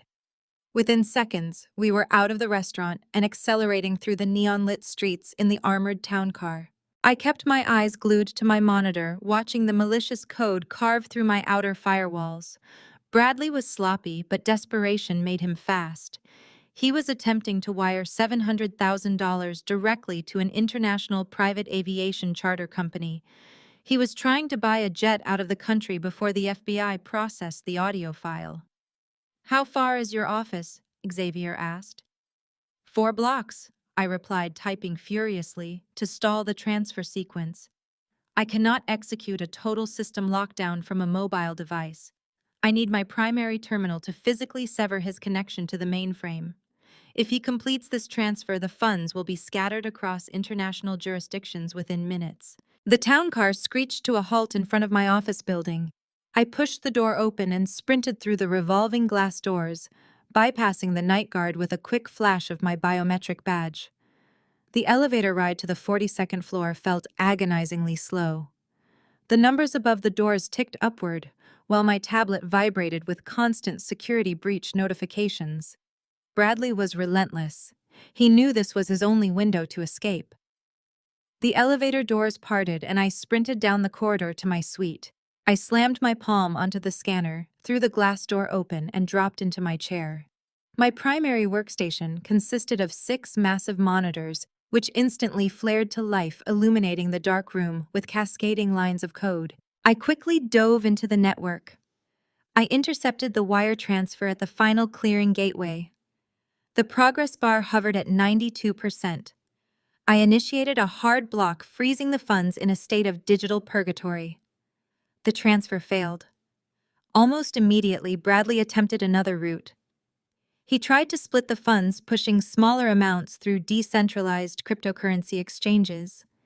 He was operating on pure adrenaline typing with a chaotic urgency that made his digital footprint incredibly loud. He routed the connection through a VPN based in South Florida. But he made a critical error. He authenticated the VPN using the same personal email address he used for his country club memberships. I had him. I did not just want to block his theft. I wanted to end his ability to run. I opened a specialized subprogram I had designed for hostile corporate extractions. It was a honeypot server, a digital trap designed to look like a heavily funded accounts payable ledger. I deliberately opened a back door in my firewall, inviting him in. Bradley took the bait instantly. He abandoned the cryptocurrency route and flooded into the honeypot, greedily attempting to siphon the fabricated funds. The moment his connection stabilized within the trap, I initiated the lockdown protocol. The honeypot snapped shut, trapping his digital footprint and granting me unfettered access to his local device and every network he was currently authenticated on. I was now inside his system. I began the systematic dismantling of his digital existence. First, I targeted his banking infrastructure. I accessed the offshore Vanguard trust accounts he had stolen and locked him out entirely, scrambling the cryptographic keys and reporting the accounts as compromised to international authorities. I then moved to his personal domestic accounts, checking savings, credit lines, investment portfolios. I froze everything. The balances did not just show zero. The accounts effectively ceased to exist, locked behind federal fraud alerts. Next, I targeted his ability to travel. I accessed his global entry portal and revoked his passport credentials, flagging his identity with a severe flight risk designation across all major airline databases and the Transportation Security Administration. He was grounded. Finally, I dismantled his communication networks. I triggered a remote wipe on his personal and professional email servers, deleting his contact lists, his encrypted messages, and his cloud storage backups. I changed his passwords to randomly generated strings and locked the recovery options. I hit the final command key. A wave of profound silence settled over my office. The chaotic red alerts on my monitors faded, replaced by the cool, steady blue of a secure network. Bradley Wilson was digitally erased. He had no money, no passport, no credit, and no way to contact his accomplices. He was a ghost. I leaned back in my chair. The threat was neutralized. I picked up my phone, dialing Agent Miller to inform him that the suspect was grounded and ripe for apprehension. Before the call could connect, my peripheral vision caught a sudden movement on the secondary screen, displaying the building exterior security feeds. I dropped the phone, my eyes locking onto the high-definition camera feed covering the rear alleyway entrance of my office building. A dark luxury sedan parked illegally across the loading dock. A man stumbled out of the driver's side door, his movements jerky and erratic. The harsh security floodlights illuminated his face. It was my older brother Bradley. His shirt was torn, his tie was gone, and his face was contorted into a mask of pure, unhinged rage. He marched directly toward the reinforced glass of the rear security doors. In his right hand, gripped with white-knuckled intensity, he held a heavy steel crowbar. He raised the weapon, his eyes burning with a violent, terrifying desperation, and swung it with all his might against the reinforced glass. The strike of the heavy steel crowbar against the reinforced security glass echoed like a gunshot. A spiderweb of fractures bloomed across the pane. Bradley let out a roar of frustration, swinging the weapon again with uncoordinated fury. On the fourth strike, the glass gave way, exploding inward. He stumbled through the jagged opening, the building alarms instantly triggering. A piercing siren wailed through the corridors. I watched the security feed on my monitor with clinical detachment. Sweating profusely, he used the crowbar to smash the elevator call panel, forcing the doors open. I did not move from my desk. My hands remained still over my keyboard as I watched his chaotic ascent. The elevator chimed on the 42nd floor. Bradley stepped out, eyes wide and bloodshot, scanning the dim hallway until he saw the blue light spilling from my office. He marched toward my door, raising the crowbar one final time. He swung it directly at the center of the glass. The pane shattered violently. He stepped inside, gripping the metal bar with white-knuckled intensity. The air conditioning kicked on rustling scattered documents. "Fix it!" Bradley demanded, his voice a ragged command. His chest heaved as he pointed the crowbar at my face. "You are going to unfreeze my money and restore my accounts." I sat back in my chair, crossing my legs slowly. I did not flinch. I did not break eye contact. "You do not have any money, Bradley," I stated. "You have stolen funds that belong to a corporate trust. Those funds are currently locked in a digital quarantine. Even if I wanted to release them, the encryption requires federal authorization. You are completely bankrupt." "You ruined everything," he screamed, slamming the crowbar onto my mahogany desk. The metal bit deep into the wood, sending splinters into the air. "I was supposed to marry Simone. I was supposed to sit on the board of Vanguard Holdings. That was my destiny. You stole it because you were jealous of my greatness." I looked at him and felt nothing but profound pity mixed with absolute disgust. He was a hollow shell, propped up entirely by stolen wealth. "Greatness," I repeated. "You think stealing money equates to greatness. Let us be entirely factual, Bradley. You are standing in a highly secure facility. There are exactly 4 high-definition security cameras in this room. One is positioned directly above my head, recording every word and aggressive movement. You have committed felony breaking and entering, destruction of private property, and armed trespassing." Bradley glanced nervously at the ceiling, spotting the blinking red light. He swallowed hard, his grip loosening, but his bruised ego quickly overrode his common sense. "Turn them off," he ordered. "Turn the cameras off and wire me the funds right now. I just need enough to get a private charter to Miami. Once I am in Florida, I can access the real estate equity. You owe me, Penelope." "I owe you absolutely nothing," I replied, my tone hardening. "And you are not going near Miami. The IRS has already seized the waterfront property. The deeds bearing our mother's signature have been flagged as fraudulent instruments of money laundering. Your secret life with Isabella is over. She knows you are a desperate con artist running from the federal government. I dismantled your entire existence." "You are lying," he stammered.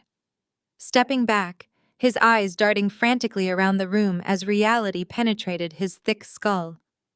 "Isabella loves me." "Isabella loved the diamond you bought her with stolen money," I corrected brutally. "Let us break down exactly what you are, Bradley. You are a profoundly mediocre man with zero actual business acumen.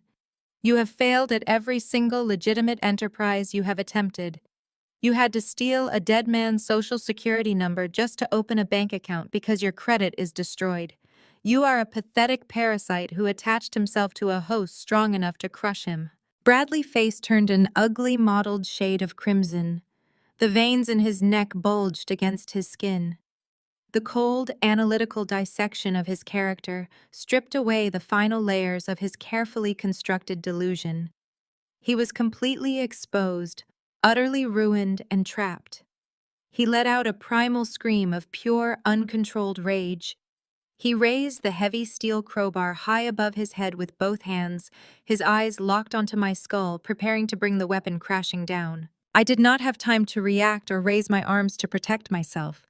The heavy iron weapon was already descending toward my face. Before Bradley could begin his downward swing, a massive blur of charcoal fabric slammed into him from his blind side. Xavier Vanguard hit my older brother with the devastating force of a runaway freight train. The brutal impact lifted Bradley entirely off the floor, stealing the breath from his lungs. The heavy steel crowbar flew from his hands, clattering harmlessly against the far wall of my office. Xavier drove Bradley directly into the glass partition, separating my corporate suite from the dim hallway. The thick pane groaned under the immense pressure as both men crashed heavily to the cold concrete floor. Xavier immediately pinned Bradley face down, driving his knee into my brother's spine with absolute ruthless military precision. Bradley gasped for air, thrashing wildly against the floor tiles, but he was completely and utterly immobilized. Xavier twisted Bradley's arms sharply behind his back, securing his wrists with a heavy pair of tactical zip ties he produced from his suit pocket. "You are completely done!" Xavier growled, his voice a low, terrifying rumble that vibrated through the floorboards. I stood up slowly from my desk, my heart pounding a steady, victorious rhythm in my chest. I looked down at the pathetic man writhing on the ground. Through the shattered remains of my office door, the distant, unmistakable wail of approaching police sirens echoed loudly down the empty city streets, growing louder and closer by the second. The heavy reinforced doors at the end of the corridor burst open with a deafening crash. A swarm of heavily armed tactical officers poured into the hallway, their heavy boots thudding against the polished hardwood floors. Bright flashlights sliced through the dim lighting of the executive suite, casting long, frantic shadows across the walls. Agent Miller led the charge, his federal badge prominently displayed over his thick, tactical vest, his weapon drawn and pointed squarely at the shattered remains of my office entrance. He moved with absolute precision, assessing the chaotic scene before barking his first command to the room. "Federal agents, drop the weapon and stay on the ground." Miller shouted, his voice a booming command that left no room for hesitation or defiance. Xavier did not flinch. He slowly released his iron grip on the heavy tactical zip ties securing Bradley, raising his hands in a smooth, unthreatening motion as he took a deliberate step backward. He gave Agent Miller a curt, professional nod, silently acknowledging the shift in authority. The officers swarmed Bradley immediately. They hauled him up from the cold floor, his face bruised, bleeding, and smeared with thick dust from the shattered security glass pane. "Get your hands off me!" Bradley shrieked, struggling uselessly against the unyielding grip of 3 federal agents. "You do not understand what is happening here. I am the victim. She stole my inheritance. She hacked my accounts. I am Bradley Wilson. I am the managing director of Vanguard Holdings. You are a federal suspect under arrest for wire fraud, identity theft, and grand larceny." Agent Miller corrected sharply, stepping directly into my brother's field of vision. "You have the right to remain silent, and considering the evidence we have already collected, I highly suggest you start using it immediately today." Bradley continued to thrash wildly, his expensive designer shoes slipping on the scattered documents and broken glass littering my office floor. His voice cracked under the strain, losing its polished country club cadence and descending into the shrill, desperate pitch of a cornered animal.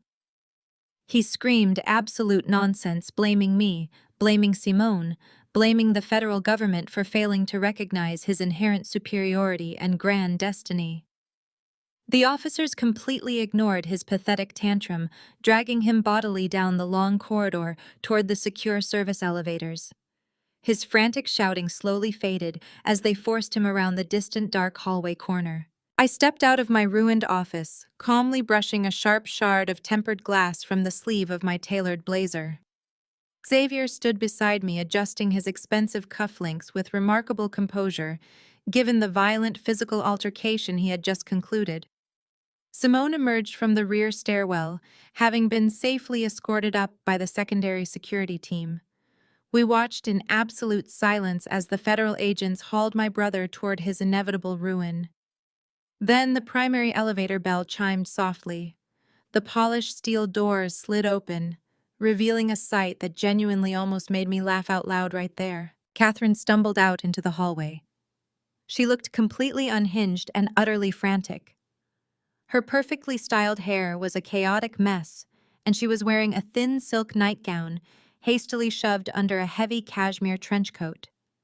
She had clearly rushed straight from her current hiding place the exact moment her stolen bank cards started declining. Catherine froze in her tracks, her eyes widened in absolute horror as she took in the chaotic scene.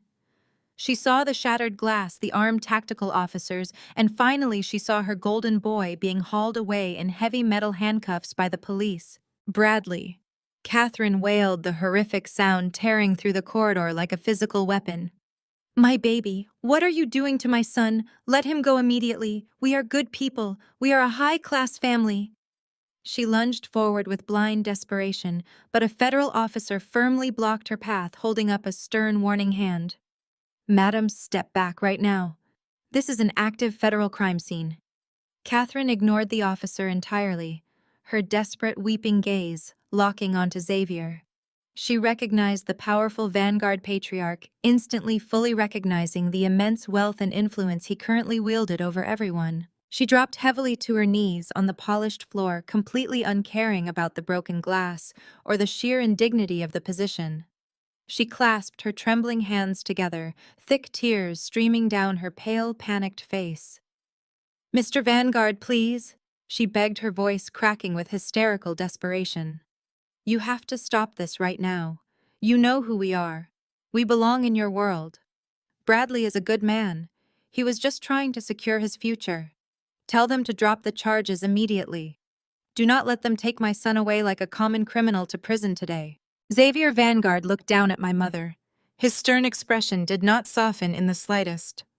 There was no sympathy, no understanding, and absolutely no mercy in his cold eyes.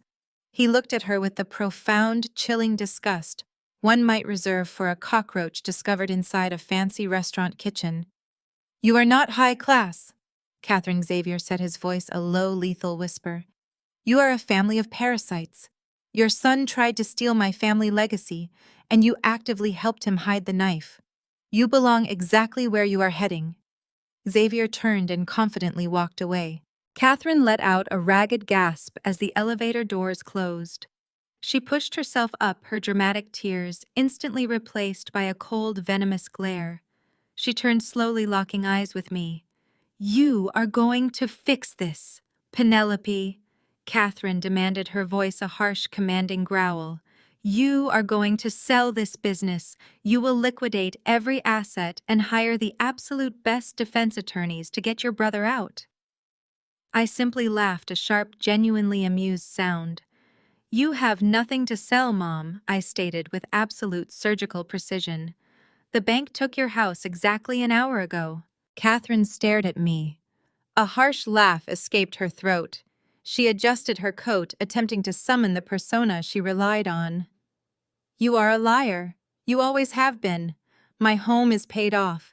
It has been in my name since your father passed. You cannot invent fake bank seizures. I maintained my steady gaze. You are confusing the past with the present, Catherine, I replied. You owned that estate free and clear until 7 months ago. That was when Bradley approached you with his investment opportunity. I reached into my tote bag and pulled out a manila folder. I withdrew the foreclosure documents and held them out. Catherine refused to take them. I stepped closer and shoved the papers into her line of sight. Read the bold print, I commanded. Bradley did not just ask you to sign on as managing director of those Miami shell companies. He needed capital to legitimize the offshore accounts and mask the stolen Vanguard funds. He convinced you to leverage your estate as collateral for a massive corporate loan. Catherine looked down. Her eyes scanned the legal jargon, locking onto the seal of the Federal Banking Authority and the explicit mention of her address. The color drained from her face, leaving her looking sallow and suddenly old. Her trembling hands reached out, brushing against the paper. He told me it was a standard liability waiver, Catherine whispered, her voice barely registering above the distant wail of police sirens. He said it was a temporary placeholder for the Vanguard merger. He promised my assets were completely insulated. He lied, I stated clinically. He used your credit history and unencumbered property to secure $20 million in fraudulent loans. When I froze his accounts and the authorities moved in, the bank executed the default clauses immediately. Your house is surrounded by federal marshals. You do not own a single brick of that property. The realization hit Catherine with the force of a physical blow. The certainty she had placed in her golden child evaporated, leaving behind a terrifying vacuum of reality. Bradley had not just made a mistake. He had intentionally sacrificed her to save himself.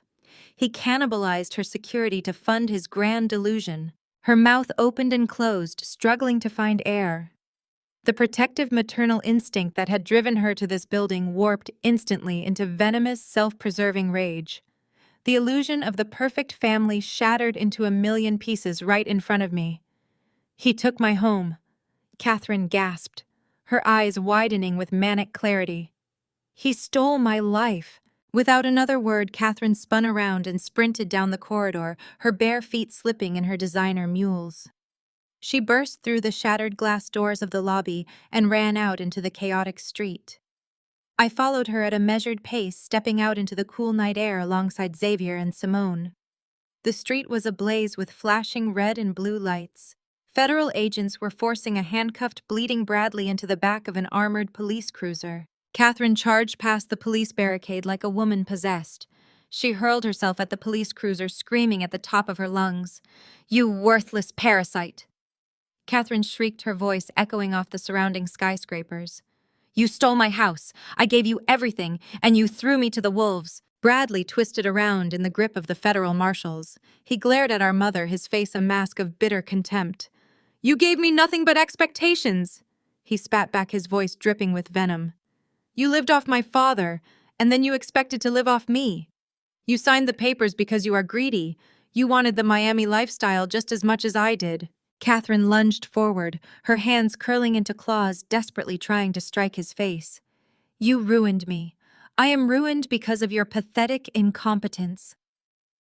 A pair of officers quickly intercepted her, grabbing her arms and pulling her backward. Bradley laughed, a harsh, maniacal sound, as they shoved his head down and forced him into the back seat of the cruiser. "Enjoy public housing!" Mother Bradley shouted through the closing door. The police cruiser doors slammed shut, cutting off his laughter. Catherine collapsed against the side of an ambulance, sobbing hysterically as the reality of her total destitution finally crushed her. The sophisticated facade of the Wilson family had violently eaten itself alive in the middle of a public street. I watched the cruiser peel away from the curb, feeling a profound sense of closure. The toxic cycle that had defined my entire existence was completely dismantled.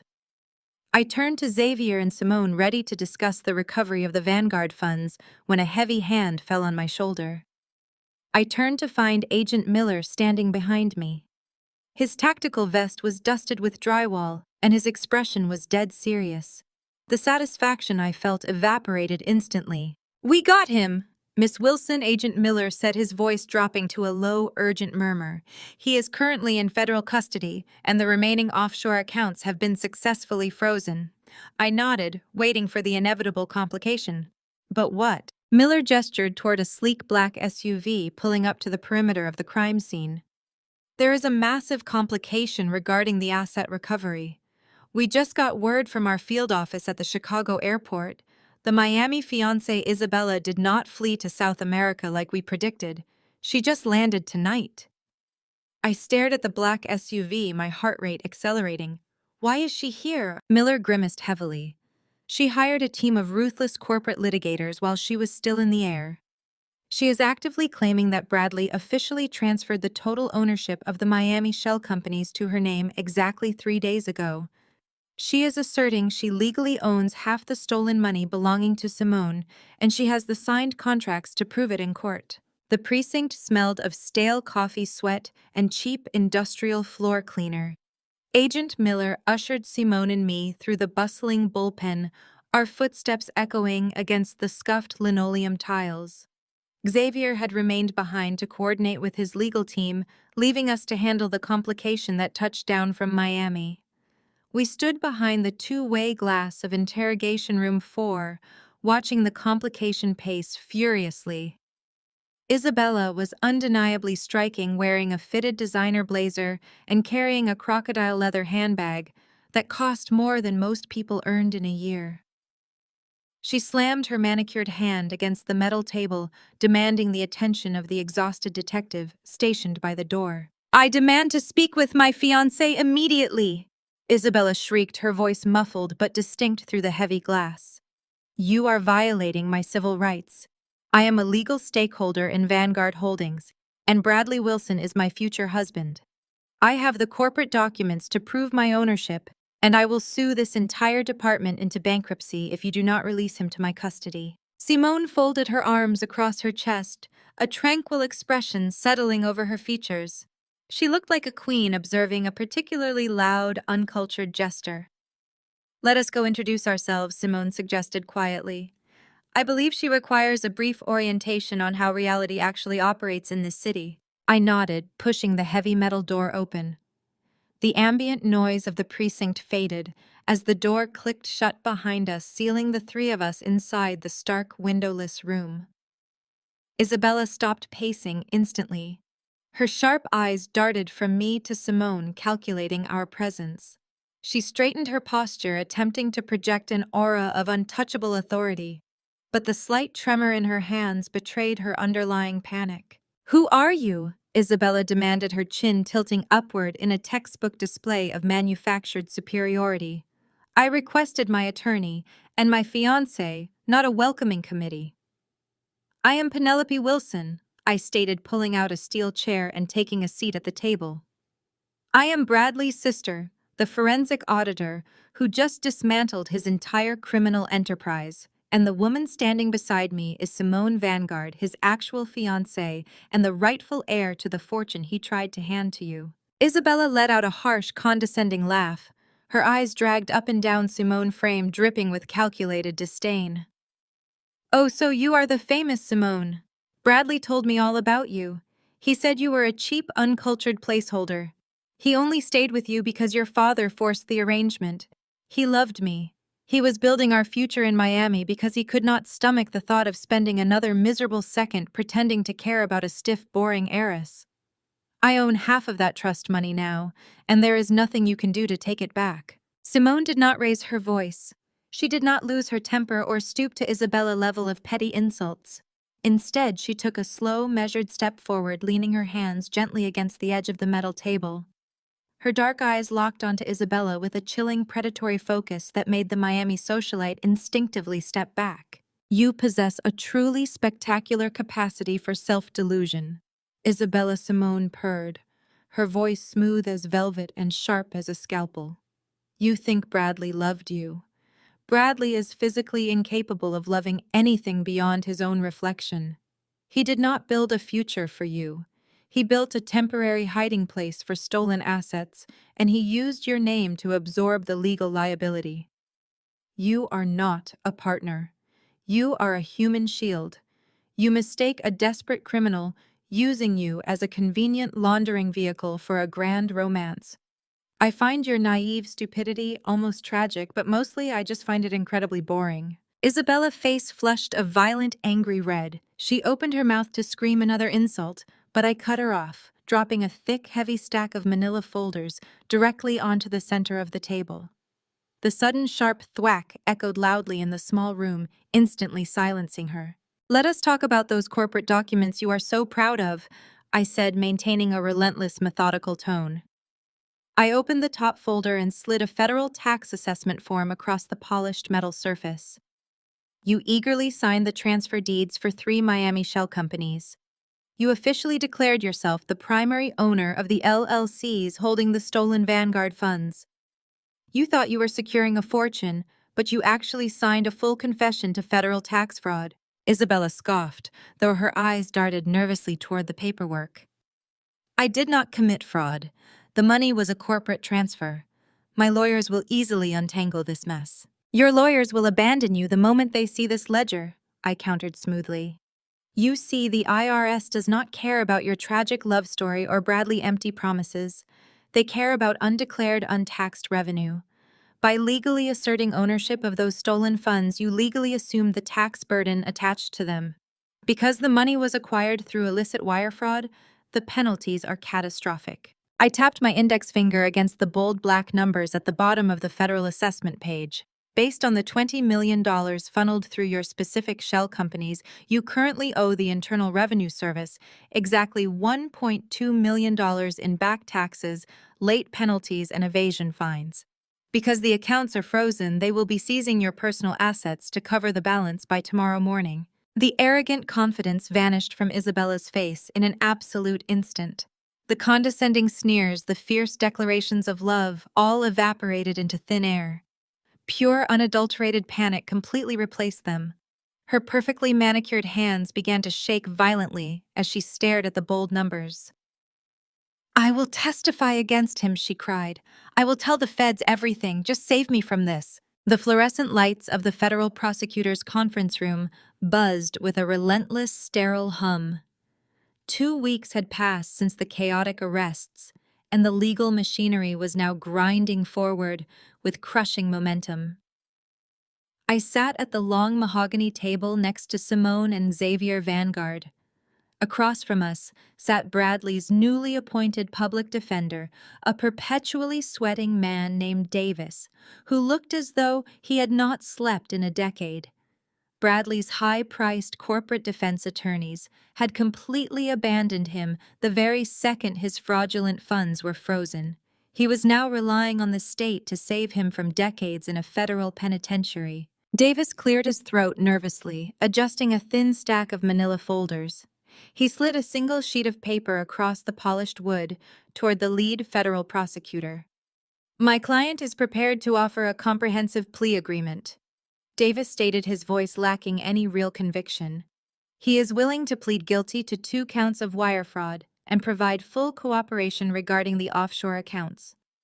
In exchange, we are asking for a reduced sentence of 5 years in a minimum security facility and immunity for his mother, Catherine Wilson." Xavier Vanguard did not even look at the piece of paper. He kept his dark, imposing gaze locked entirely on the nervous public defender. The silence in the room stretched out, becoming thick and suffocating. "We are not accepting any plea deals," Simone announced, her voice slicing through the heavy tension like a perfectly sharpened blade. She leaned forward, resting her folded hands on the table. "Your client attempted to publicly humiliate my family. He tried to drain our generational wealth to fund his pathetic Miami fantasy with his mistress. If he pleads guilty and quietly disappears into a minimum security country club, the elite social circles will simply whisper about a minor financial misunderstanding. We require a very public, highly televised trial. We are going to expose every single lie, every stolen dollar, and every pathetic delusion he ever harbored. We are going to completely destroy his name, and we want him facing the maximum federal sentence." Davis swallowed hard, looking toward the prosecutor, who simply nodded in agreement with the Vanguard family. The plea was dead on arrival. Later that afternoon, the bitter Chicago wind cut through my heavy wool coat as I walked toward a dingy neon-lit diner on the absolute outskirts of the city limits. My phone had been ringing incessantly for 3 straight days. Catherine had been calling from a series of blocked numbers, leaving increasingly desperate, rambling voicemails. Her luxurious estate was gone. Her bank accounts were seized. The country club friends who used to drink her expensive wine had completely blocked her numbers.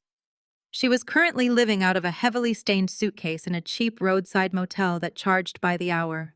I pushed open the smudged glass door, a rusted bell jingling above my head. Catherine was sitting in a cracked vinyl booth in the far corner. She looked completely unrecognizable. The immaculate designer dresses and perfectly styled hair were gone. She was wearing a faded, oversized sweater, her roots showing gray, her face pale and drawn. A half-eaten plate of cold fries sat ignored in front of her. When she saw me approach, she immediately straightened her spine, desperately attempting to summon the haughty, commanding matriarch persona she had relied on her entire life. "It took you long enough, Penelope." Catherine snapped, her voice trembling slightly, despite her best efforts to sound authoritative. "I have been sitting in this miserable establishment for an hour. The coffee here tastes like actual battery acid." I slid into the booth across from her, keeping my coat on. I did not order anything. "What do you want, Catherine?" she scoffed, crossing her arms defensively. "What kind of question is that? I am your mother, and I am currently residing in a motel that smells like stale cigarette smoke and cheap bleach. You need to provide me with a place to stay immediately. I know you have a guest bedroom in your downtown apartment. I will move my things in tonight, and you can give me a weekly stipend until I figure out how to reclaim my stolen assets from those federal thugs." I stared at her, genuinely amazed by the sheer unyielding magnitude of her delusion. "Your assets are gone, Catherine. Bradley used your home as collateral for a criminal enterprise. You helped him hide his fraud.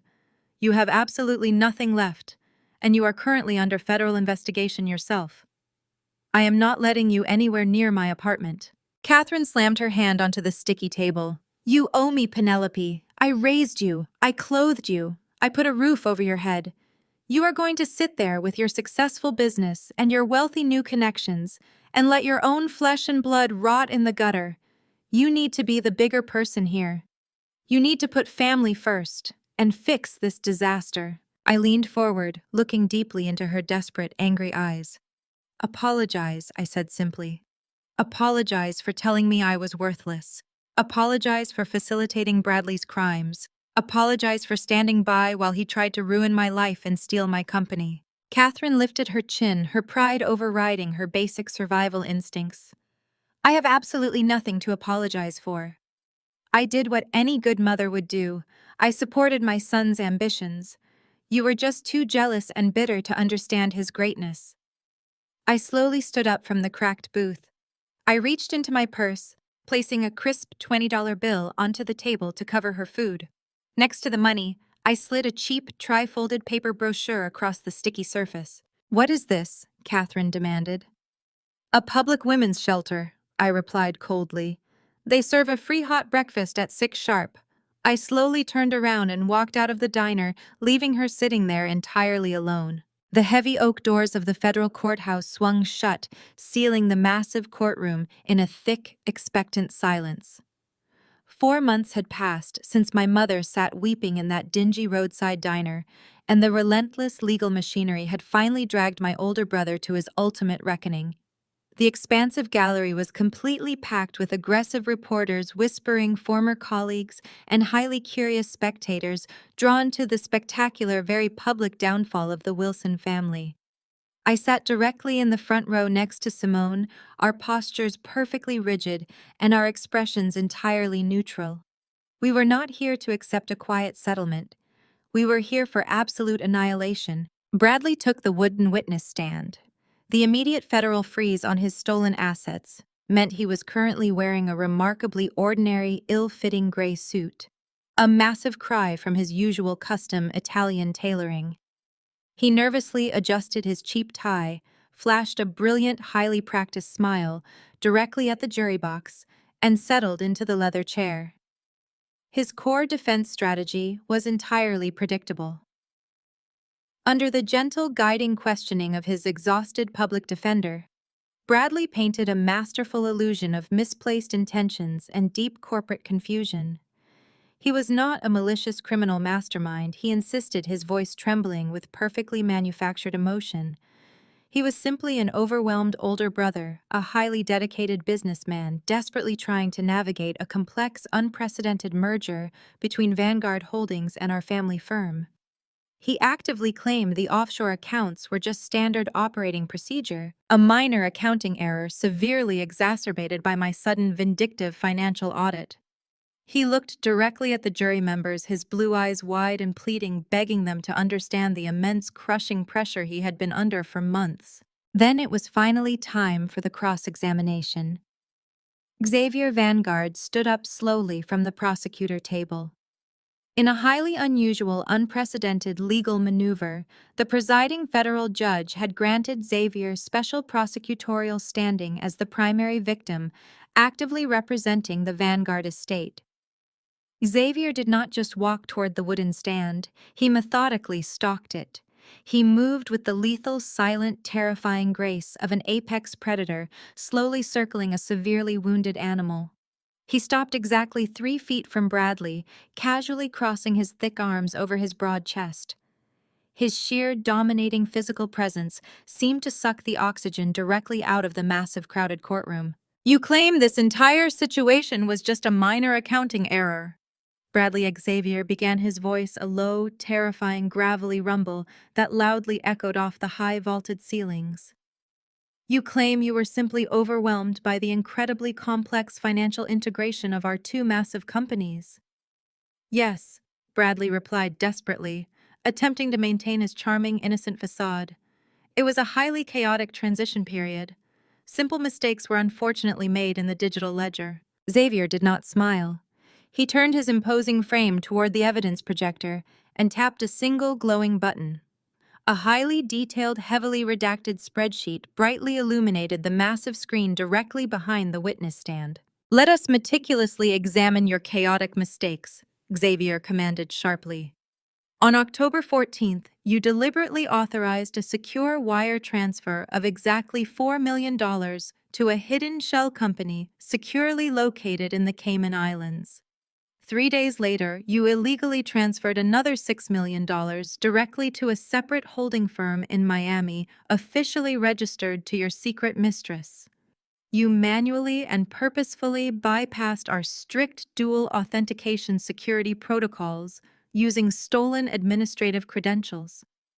Did the complex, overwhelming nature of our corporate merger force you to maliciously steal your dead father administrative passwords, Bradley? Bradley swallowed incredibly hard. Thick sweat immediately began to prominently bead on his pale forehead. The jury members leaned forward in their seats, their previously sympathetic expressions rapidly hardening into cold, unforgiving suspicion. "That was a localized system error," Bradley stammered pathetically, his previously confident, upright posture rapidly dissolving into a defensive slouch. "I was fully authorized to move those specific funds for necessary real estate development." Xavier aggressively pressed another button. A crisp audio file instantly began to play loudly through the courtroom's surround speakers. It was a digital recording from Bradley's private office, flawlessly captured by the hidden security system I had secretly installed many months ago.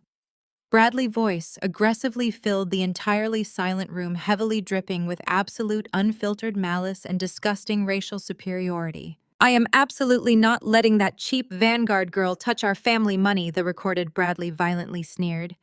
"She is just an uncultured, useless diversity hire. I am taking the entire trust today. Penelope is too emotionally weak to stop me, and Simone is far too stupid to ever notice. I am going to bleed them both completely dry and leave them with absolutely nothing." The crisp audio cut off abruptly. The heavy silence that instantly followed was absolutely deafening. Simone sat perfectly still beside me, her beautiful head held high, refusing to publicly show a single solitary ounce of emotion. The jury openly looked at Bradley with naked, unadulterated, absolute disgust. The racist, highly venomous nature of his true hidden character had been violently laid bare for the entire world to clearly witness. The charming, severely overwhelmed businessman facade shattered into a million completely irreparable pieces. Bradley gripped the wooden edges of the witness stand, his knuckles turning stark bone white. His sweaty face flushed a dark, incredibly angry crimson. "That private recording is completely illegal!" he loudly shouted, his voice cracking wildly as he lost total absolute control of his volatile temper. "You set me up! Penelope set me up today. I was fully entitled to that money. I am the managing director here. I am the true rightful heir to the entire Wilson family legacy." Xavier stepped backward. The jury returned a unanimous verdict in considerably less than an hour. Guilty on all federal counts. Bradley stared ahead blankly. The stern federal judge banged his wooden gavel loudly and prepared to read the final sentence to the silent courtroom today. Judge Harrison adjusted his glasses, his gaze fixed on Bradley with judicial contempt. "Mr. Wilson," the judge began, his voice echoing in the cavernous space, "I have rarely witnessed a white-collar crime executed with such arrogance and malice. You orchestrated a calculated campaign of financial terrorism against the Vanguard family. You attempted to use your own mother as a human shield and slandered the sister who uncovered your illicit enterprise. Your actions demonstrate a sociopathic disregard for anyone other than yourself." Bradley stood trembling beside his exhausted public defender. He gripped the edge of the defense table so tightly his knuckles turned translucent. He opened his mouth to speak, but the judge raised his hand, silencing him instantly. "This court has zero leniency for individuals who weaponize trust for personal greed," the judge continued.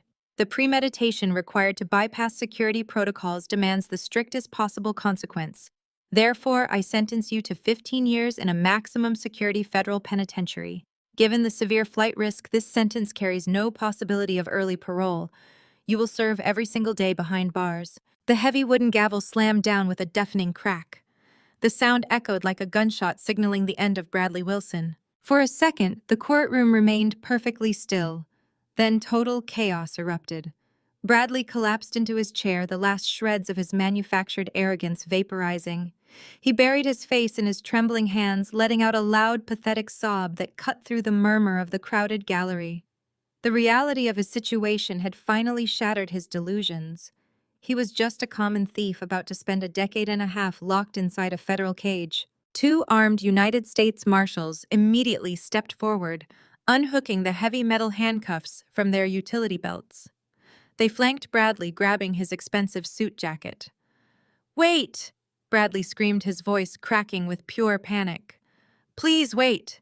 He twisted wildly in the marshal's tight grip, his tear-stained face scanning the front row of the gallery until his frantic eyes locked onto mine.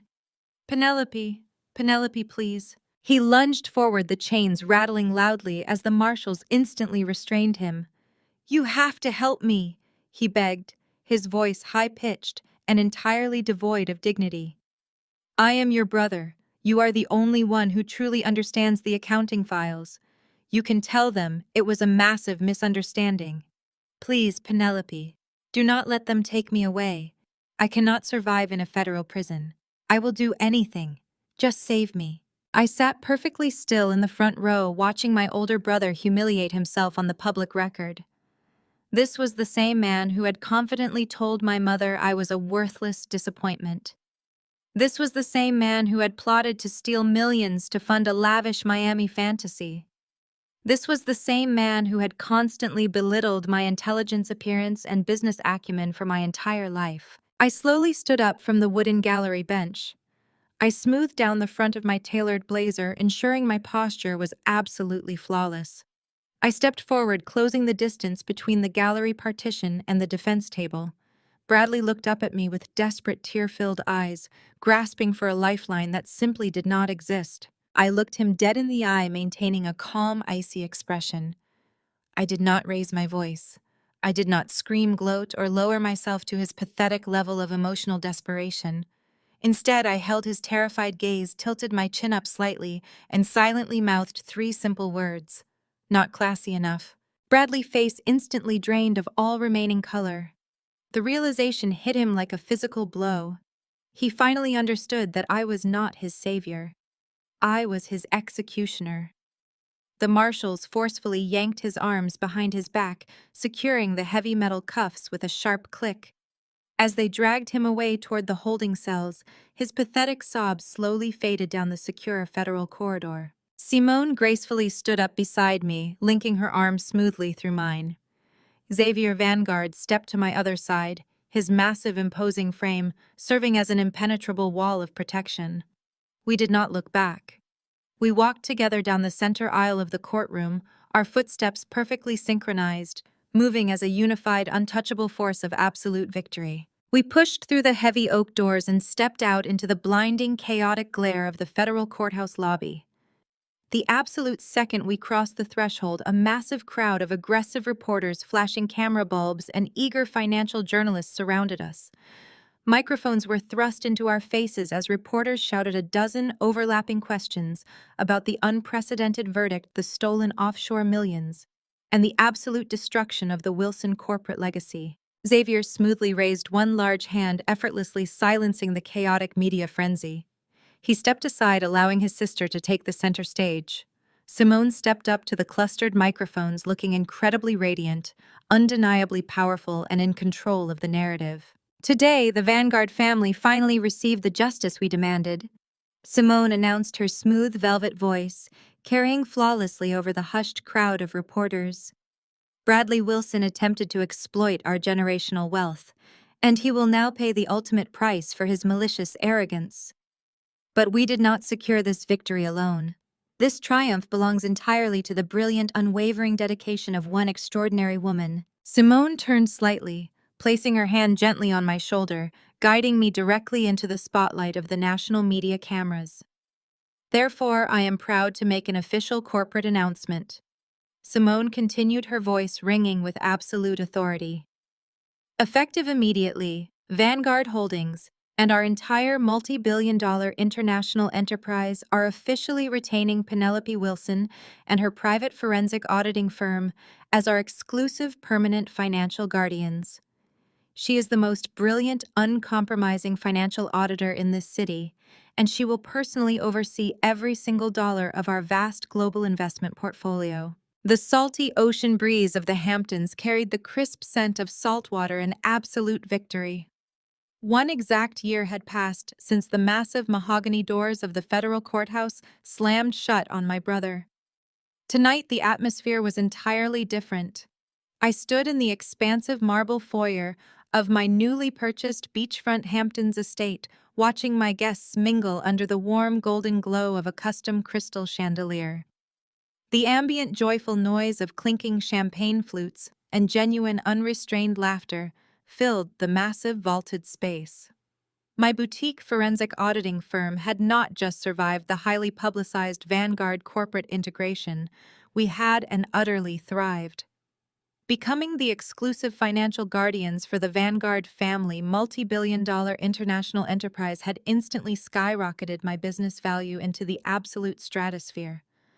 I was no longer the dismissed and overshadowed little sister.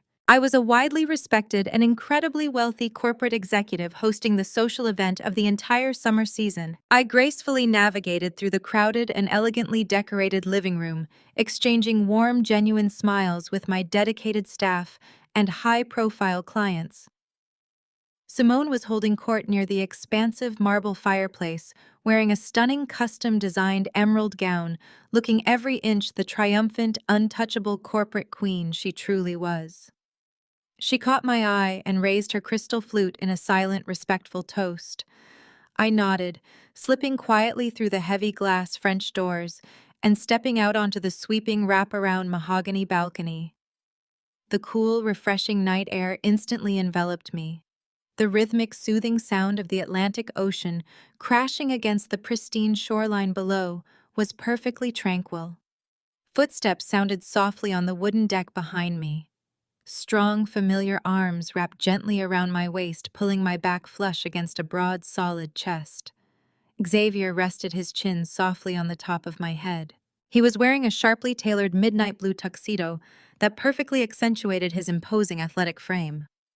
We stood there in perfect absolute silence for a long moment, simply watching the silver moonlight aggressively dance across the dark, rolling waves. "You threw an incredibly spectacular party tonight," Xavier murmured, his deep, gravelly voice sending a pleasant shiver directly down my spine. "The catering is flawless, and Simone has already cornered 3 distinct venture capitalists." I leaned back into his warm, supportive embrace, letting out a long, contented sigh. "It feels entirely surreal, Xavier. Just 12 short months ago, I was frantically fighting for my basic professional survival while my own family actively plotted my absolute destruction. Now, I own this massive estate, my firm is expanding globally, and I have a partner who actually respects my intellect." Xavier turned me gently in his arms, his dark, piercing eyes locking onto mine with fierce, unwavering intensity. "You earned absolutely every single piece of this reality, Penelope. You single-handedly dismantled a massive corporate conspiracy, you saved my family legacy, and you built your own empire from the ground up. You are the most brilliant, formidable woman I have ever known." He leaned down, pressing a soft, lingering kiss to my lips. It was a partnership built on absolute equality, deep mutual respect, and undeniable magnetic attraction. It was the exact opposite of the toxic conditional love my family had always aggressively peddled. As we pulled away from each other, the sharp, sudden vibration of my personal cell phone shattered the quiet, romantic moment. I reached into the pocket of my silk trousers and pulled out the device. The brightly illuminated screen displayed an unknown restricted number. I frowned slightly, swiping my thumb across the glowing glass to accept the incoming call. I raised the sleek phone to my ear. A cold, mechanical, automated voice instantly filled the speaker. "This is a prepaid collect call from a federal penitentiary. To accept this call from an inmate, please press 1. Xavier raised a questioning eyebrow, stepping slightly closer to listen. I stared out at the dark, churning ocean, my heartbeat remaining perfectly steady. I pressed the digital number 1 on the screen. A loud, sharp click echoed through the receiver, followed instantly by the sound of heavy, frantic, rattling breathing. Penelope, a voice rasped. It was Bradley. He sounded incredibly small, terribly weak and broken. The manufactured, arrogant charm was entirely eradicated, replaced by pure, unadulterated desperation. Penelope, please do not hang up on me. Please, I am begging you. I held the phone away from my ear for a brief second, sharing a knowing, icy look with Xavier. I brought the receiver back. What do you want, Bradley? His voice cracked violently, dissolving into a series of pathetic, wet sobs. I need your help, Penelope. It is a complete nightmare in here. The conditions are absolutely horrific, and I do not have a single dollar left in my commissary account. I cannot afford basic necessities. I tried calling Mother. I called her for 3 straight weeks. She blocked my prison identification number. She actually changed her personal cell phone number yesterday. She abandoned me, Penelope. You are the only family I have left. I am your older brother. You have to send me some money, please. Just wire a few $1,000s into my inmate account. It is practically nothing to you now. I saw the Forbes article about your massive Vanguard contract. Please, Penelope. I am starving and I am so incredibly scared. I stood perfectly still on the luxurious mahogany balcony, looking back through the glass doors into the joyful warmth of my home. I saw my friends and Simone laughing. I felt Xavier resting his hand on my back. I took a slow, deliberate sip of expensive vintage wine. Sorry, Bradley. I stated, my voice cold and entirely devoid of sympathy. I do not associate with low-class criminals. I pressed the red button, permanently blocking the restricted federal number. Xavier smiled at me, his eyes gleaming with absolute approval. We walked back inside, surrounded by the people valuing me.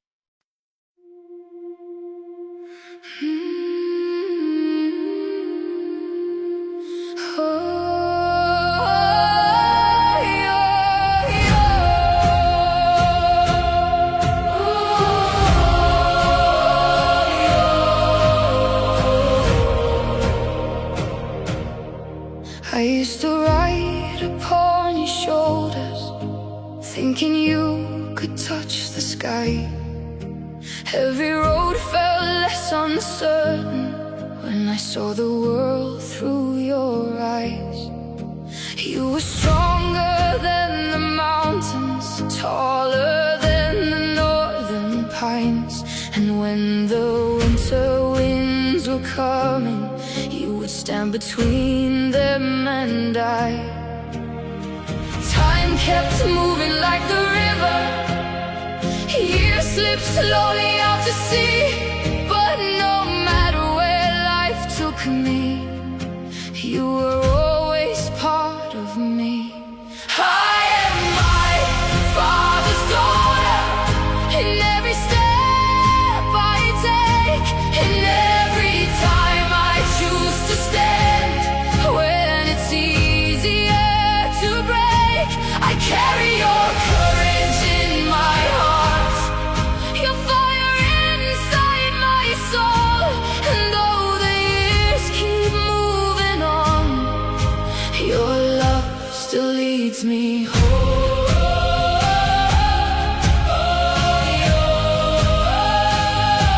You taught me strength is not in power, but in kindness when it's hard.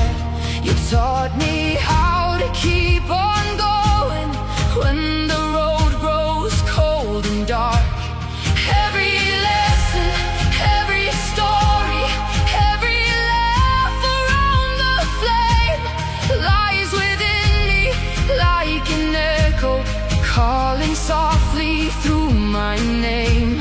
And when I face my greatest battles, when I feel I can't go on, I can hear your voice beside me saying, child, you're stronger than you know.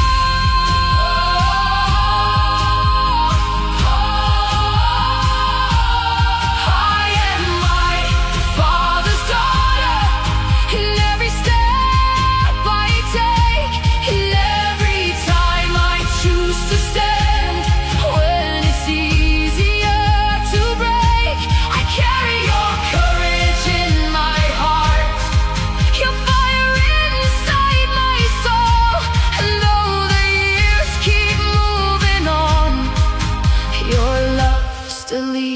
me home.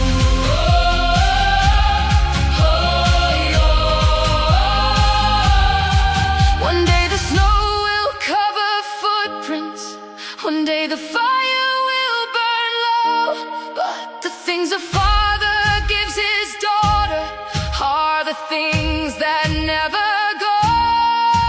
Not the gold or not the stories, not the battles that he won, but the quiet way he loved her and the woman she becomes. I am my father's daughter, and I always will remain. Through every triumph, every loss, through every joy and every pain, the world may change around me, the stars may fade above, but I will always carry with me my father's endless love. And when they ask me who I am, I'll smile and answer softly.